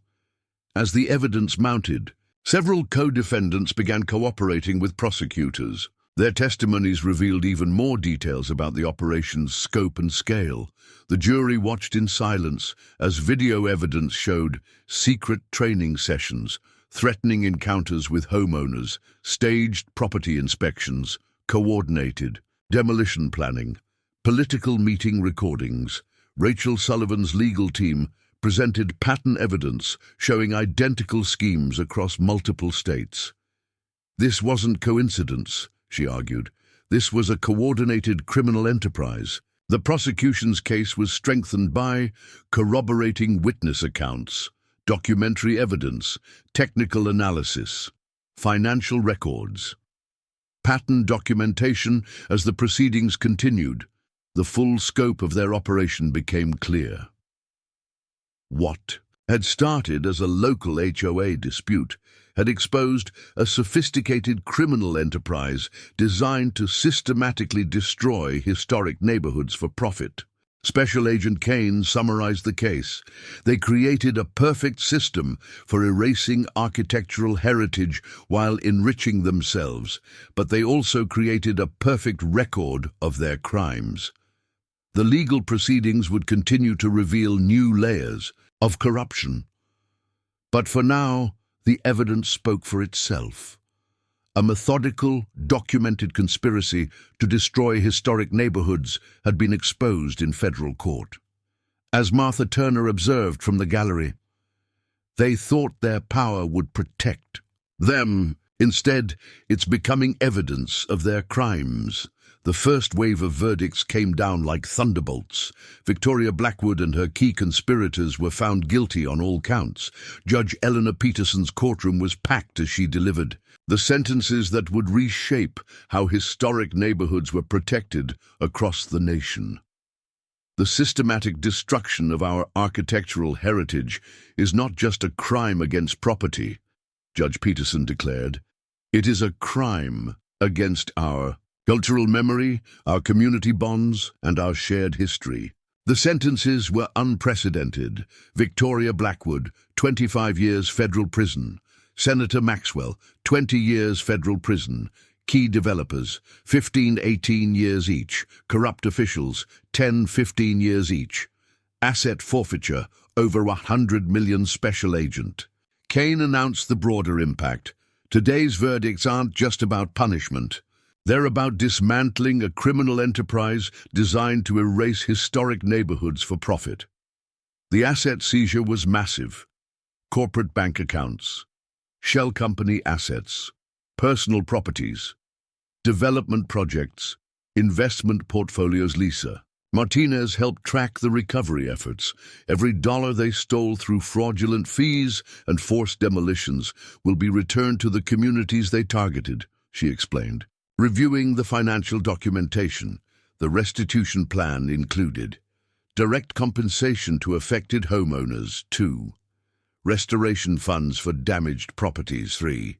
Community preservation grants, 4. Legal defense funds for HOA reform, 5. Historic district protection resources. Dr. Chen's evidence database became a model for future investigations. The documentation proves this wasn't just about individual properties, he noted. This was systematic cultural vandalism for profit. Sarah worked with preservation societies to establish new protections. The verdicts give us legal precedent to prevent similar schemes, she explained. No one can claim ignorance of these tactics anymore. Rebecca Chen helped develop new architectural review standards. We've created guidelines that protect historic properties while ensuring genuine safety concerns can be addressed, she detailed. No more fake emergencies. Michael O'Connor assisted in reforming building inspection procedures. The new protocols require multiple independent assessments before any historic property can be declared unsafe, he explained. No more single-source condemnations. The impact spread nationwide. HOA reform legislation, preservation law strengthening inspection protocol updates, development oversight increases, community protection measures. Amanda Chen's documentation became a training resource. Other communities can now recognize these tactics before they take hold, she noted during a preservation workshop. Prevention is our best defense. Martha Turner's historical records helped establish precedent. The court recognized that destroying historic properties affects entire communities, she explained. It's not just about buildings, it's about preserving neighborhood identity. The verdicts sparked systemic changes, new HOA oversight requirements, historic district protections, development review processes, community input mandates, preservation enforcement tools. Marcus Thompson helped create HOA reform guidelines. We've established clear procedures that prevent emergency meetings from being used to bypass community input, he detailed. No more midnight demolition orders. Detective Martinez saw the broader impact. These verdicts don't just punish past crimes, they prevent future ones. The precedent is clear. Attacking historic neighborhoods will have serious consequences. The KG recovery process began immediately. Property restoration projects, community reinvestment plans, preservation fund establishment, legal support networks, protection measure implementation. Rachel Sullivan worked on implementing new legal protections. We've created a framework that recognizes historic preservation as a community right, she explained. Future schemes will face immediate legal challenges. The verdicts established crucial precedents. Historic destruction as criminal enterprise, community impact as damages, pattern evidence as proof, cultural heritage as protected right, systematic fraud as RICO violation. Special Agent Kane oversaw the dismantling of similar operations. These verdicts gave us the tools to identify and stop other schemes before they can damage more communities, he reported. The restoration process included property damage assessment, renovation planning, historical documentation, community input gathering, protection measure implementation. Lisa Martinez tracked the financial recovery. The seized assets will fund preservation efforts for years to come, she noted. Their attempt to profit from destruction will end up protecting what they tried to destroy. The verdict's impact continued to grow. National policy changes, state law reforms, local ordinance updates, community protection measures, preservation. Funding increases. Dr. Chen developed monitoring systems. We can now track patterns that might indicate similar schemes forming, he explained. Early detection prevents community damage. Martha Turner summarized the victory. They thought they could erase our history for profit. Instead, they've helped us create stronger protections than ever before. The verdicts marked a turning point in historic preservation, establishing legal precedent and practical protections that would help communities nationwide resist similar schemes. What started as one neighborhood's fight had become a blueprint for protecting architectural heritage across the country. As Judge Peterson concluded, let these verdicts serve notice. The systematic destruction of historic neighborhoods will not be tolerated. Our architectural heritage is not for sale, and those who attempt to profit from its destruction will face the full force of federal law. The implementation of reforms began immediately after the verdicts. Our community center became a hub for developing new protection measures that would reshape how historic neighborhoods were preserved nationwide. Special Agent Kane coordinated with state and federal agencies to create comprehensive safeguards against future schemes. What we're building here isn't just a set of rules, he explained during a planning session. We're creating a complete system to protect historic communities from exploitation. The reforms addressed multiple levels: HOA governance structure, property inspection protocols, development approval processes, historic preservation standards, community protection measures. Dr. Chen developed a digital monitoring system. We've created algorithms to detect patterns that might indicate targeting of historic properties, he demonstrated. Early warning means early intervention. The new HOA regulations included mandatory community notification periods 2, multiple independent inspections requirement 3, preservation impact assessments 4, public comment periods 5, appeal process protections. Lisa Martinez helped establish financial oversight measures. Every property-related expenditure now requires multiple approvals and transparent documentation, she explained. No more hidden fees or fraudulent charges. Sarah worked with preservation societies to strengthen protections, automatic historical reviews, emergency action limitations, community input requirements, documentation standards, appeal process. Guarantees. Rebecca Chen developed new architectural assessment protocols. We've created standards that respect both safety needs and historical significance, she detailed. Modern codes can't be weaponized against historic properties anymore. Michael O'Connor helped reform inspection procedures, multiple inspector requirements, documentation standards, historical context, consideration, community consultation processes, appeal mechanisms. The reforms transformed HOA operations. Open meeting requirements, recorded vote mandates, documentation standards, community input processes, transparency regulations. Amanda Chen created a community alert network. Any unusual activity around historic properties now triggers immediate notification, she explained. Communities can respond before damage occurs. Martha Turner helped establish historical protection standards. We've created guidelines that preserve neighborhood character while allowing necessary updates, she noted. Progress doesn't require destruction. The new system included multiple safeguards, regular property assessments, community review processes, development impact studies, historical significance evaluations, preservation priority measures. Marcus Thompson assisted in HOA reform implementation. Every decision affecting historic properties now requires community consultation, he explained. No more unilateral actions. Detective Martinez oversaw enforcement measures, regular compliance checks, violation response protocols, investigation procedures, evidence preservation standards, prosecution guidelines. The protection system included property monitoring networks, 2 community alert systems, legal response protocols. 4 documentation requirements, Eve. Enforcement mechanisms. Rachel Sullivan developed legal frameworks. We've created protections that recognize both property rights and community heritage, she detailed.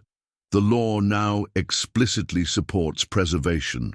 The C reforms established clear procedures, assessment protocols, decision processes, appeal mechanisms, community input requirements, documentation standards.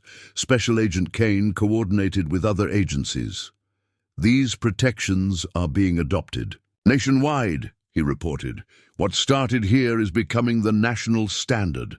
The new system emphasized prevention, early warning systems, pattern detection, community involvement, regular monitoring. Quick response protocols. Lisa Martinez tracked implementation progress. Every community that adopts these reforms strengthens the entire network, she noted. Protection becomes more effective with each addition. The reforms transformed preservation efforts, proactive monitoring, community engagement, rapid response capabilities, documentation requirements, enforcement mechanisms. Dr. Chen's monitoring system expanded. We can now identify potential threats before they develop, he explained. Prevention is our primary goal. Martha Turner saw the bigger picture. These reforms don't just protect buildings. They preserve community identity, she observed. That's what makes them effective. The system's success led to widespread adoption, state-level implementation, federal recognition, local adaptations, community support, national standards. The reforms created lasting change.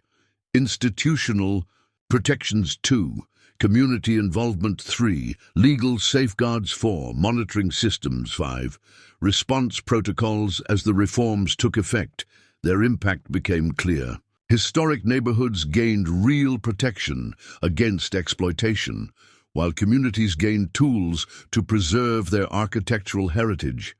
Special Agent Kane summarized the transformation. What happened here created a model for protecting historic communities nationwide. These reforms ensure that no neighborhood has to face what Oakridge Gardens endured. The reform process would continue to evolve, but the foundation was set. What began as one community's response to corruption had become a blueprint for preserving America's architectural heritage. As Martha Turner observed, they tried to destroy our history. Instead, they inspired us to create protections that will preserve it for generations to come. The recovery phase transformed our neighborhood in ways none of us had anticipated. What began as a defense against destruction became a renaissance of historic preservation.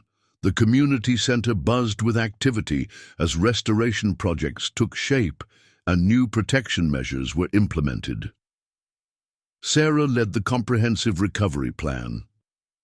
"We're not just repairing damage," she explained during a community meeting. "We're strengthening our neighborhood's historical character while creating protections for the future." The restoration efforts included period-appropriate repairs, historical documentation, community involvement, preservation training, protection implementation. Dr. Chen developed a neighborhood monitoring system.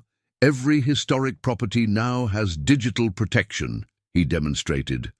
Security cameras, environmental sensors, and community alerts all work together. The recovery focused on multiple areas.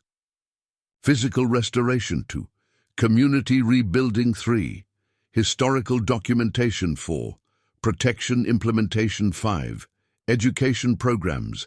Lisa Martinez managed the recovery funds. "The seized assets are being used exactly as they should be," she reported. "Every dollar they meant for destruction is now preserving our heritage." Community bonds strengthened through shared restoration projects, historical research groups, preservation workshops, neighborhood events, support networks. Rebecca Chen guided the architectural restoration. "We're showing how historic homes can be maintained while meeting modern needs," she explained. "Preservation and progress can work together." Michael O'Connor trained community members in maintenance. "Understanding these homes helps protect them," he noted. "Every resident becomes part of our preservation network. The recovery transformed our community, restored historic features, strengthened relationships, enhanced protection measures, improved documentation, increased awareness." Amanda Chen coordinated community engagement. "Every restoration project becomes a learning opportunity," she explained. "We're building skills while rebuilding our neighborhood." Martha Turner organized historical documentation. "We're not just preserving buildings," she noted. "We're preserving stories, techniques, and community connections." The restoration process included skilled craftsman training, material sourcing networks, documentation systems, maintenance schedules, protection protocols. Marcus Thompson helped restructure community organization. "We've created systems that encourage participation while ensuring protection," he detailed. "Everyone has a voice in preservation decisions." Detective Martinez saw the broader impact. "This recovery model is being studied nationwide," she reported. "Other communities are learning from your experience." The transformation included physical restoration, community engagement, protection systems, documentation efforts, education programs. Rachel Sullivan helped establish preservation guidelines. "These protocols ensure both protection and flexibility," she explained. "Communities can grow while preserving their character." The recovery strengthened neighborhood bonds, shared project work, knowledge exchange, support networks, community events, preservation efforts. Special Agent Kane observed the transformation. "This isn't just recovery, it's renaissance," he noted. "You've created something stronger than what they tried to destroy." The community developed new traditions, restoration workshops, history walks, preservation celebrations, skill-sharing events, protection monitoring. Lisa Martinez tracked the community investment. "Every restoration project strengthens our neighborhood's future," she noted. "We're building lasting value." The recovery created lasting change, enhanced property values, stronger community bonds, improved protection systems, better documentation, increased awareness. Dr. Chen's monitoring showed positive trends. Property values are rising, community engagement is high, and protection systems are working, he reported. Recovery has exceeded expectations. Martha Turner saw the deeper impact. "We've not just restored buildings, We've strengthened our community's soul, she observed. That's the real victory. The transformation continued. New preservation skills, enhanced protection measures, stronger community bonds, improved documentation, lasting safeguards. As recovery progressed, our neighborhood became a model for others facing similar challenges. What started as resistance to destruction had become a blueprint for community renaissance. Sarah summed it up best. They wanted to erase our history. Instead, they inspired us to preserve it more strongly than ever. Every restored home, every strengthened bond, every new protection measure is proof that preservation prevails. The recovery phase would continue, but its success was already clear. Oakridge Gardens hadn't just survived an attempt at destruction, it had emerged stronger, more united, and better protected than ever before. As Martha Turner observed while watching young families learn restoration skills from elderly craftsmen, they thought they could destroy our heritage with modern development. Instead, they helped us create a future where history and progress work together. Looking back from 2 years after Victoria's arrest, our neighborhood's transformation stands as a testament to the power of community resistance against corruption. Our Victorian home, once targeted for demolition, has become a symbol of historic preservation's victory over destructive development.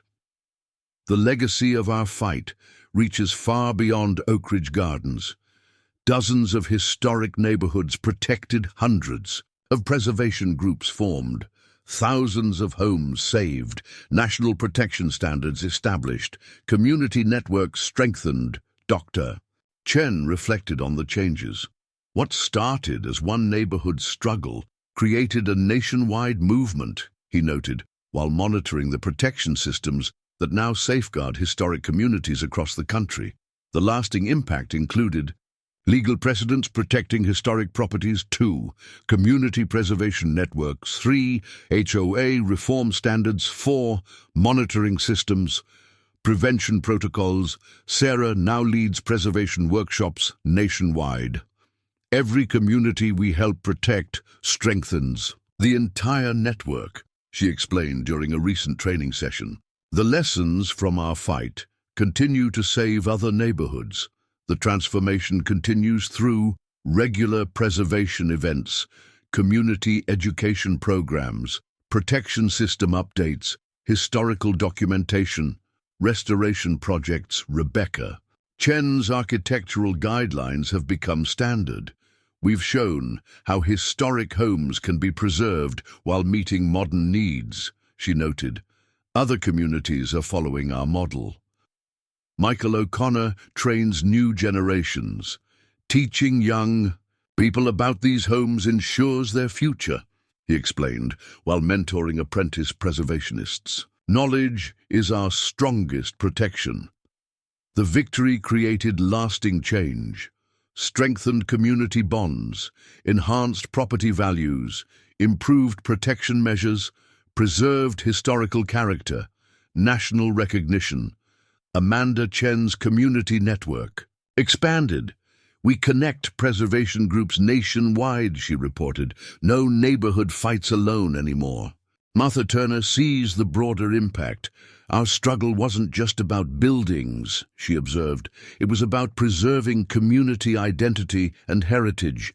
The success inspired others, new preservation groups, community protection programs, historical documentation efforts, restoration initiatives, education projects. Marcus Thompson helps other HOAs reform.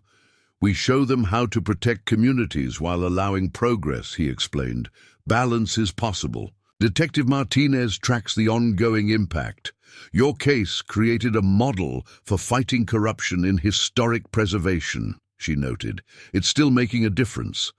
The legacy grows through you, continued education, expanded protection, community, engagement. 4, preservation initiatives. 5, network building. Rachel Sullivan still uses our case. The legal precedents we established protect communities nationwide, she explained. Your fight created lasting change. The transformation continues. New protection measures, expanded networks, enhanced documentation, stronger communities, preserved heritage. Special Agent Kane sees the broader picture. What happened here changed. How we protect historic neighborhoods, he noted. Your resistance became a blueprint for others. The community grows stronger. Regular preservation events, skill-sharing programs, protection monitoring, historical research. Restoration work. Lisa Martinez tracks ongoing success. Property values rise while character remains preserved, she reported. We proved preservation adds value. The victory created lasting protection, enhanced monitoring, stronger regulations, community involvement, quick response systems. Prevention measures. Dr. Chen's systems keep improving. Each update strengthens our protection network, he explained. We learn and adapt continuously. Martha Turner watches new families move in. They choose our neighborhood because we protected its character, she observed. Our fight preserved more than buildings. Looking ahead, our neighborhood's future seems secure. The attempted destruction of our historic homes led to stronger protection than we could have imagined. Victoria's scheme to erase our heritage instead ensured its preservation. Our Victorian home still stands proud, its restored features testament to craftsmanship worth preserving. The circular driveway where our fight began now hosts community gatherings and preservation workshops. What they meant to destroy has become a symbol of resistance and renewal. As Sarah often says during preservation workshops, they thought they could erase our history for profit. Instead, they inspired us to protect it for generations to come. Our story continues to inspire others facing similar threats.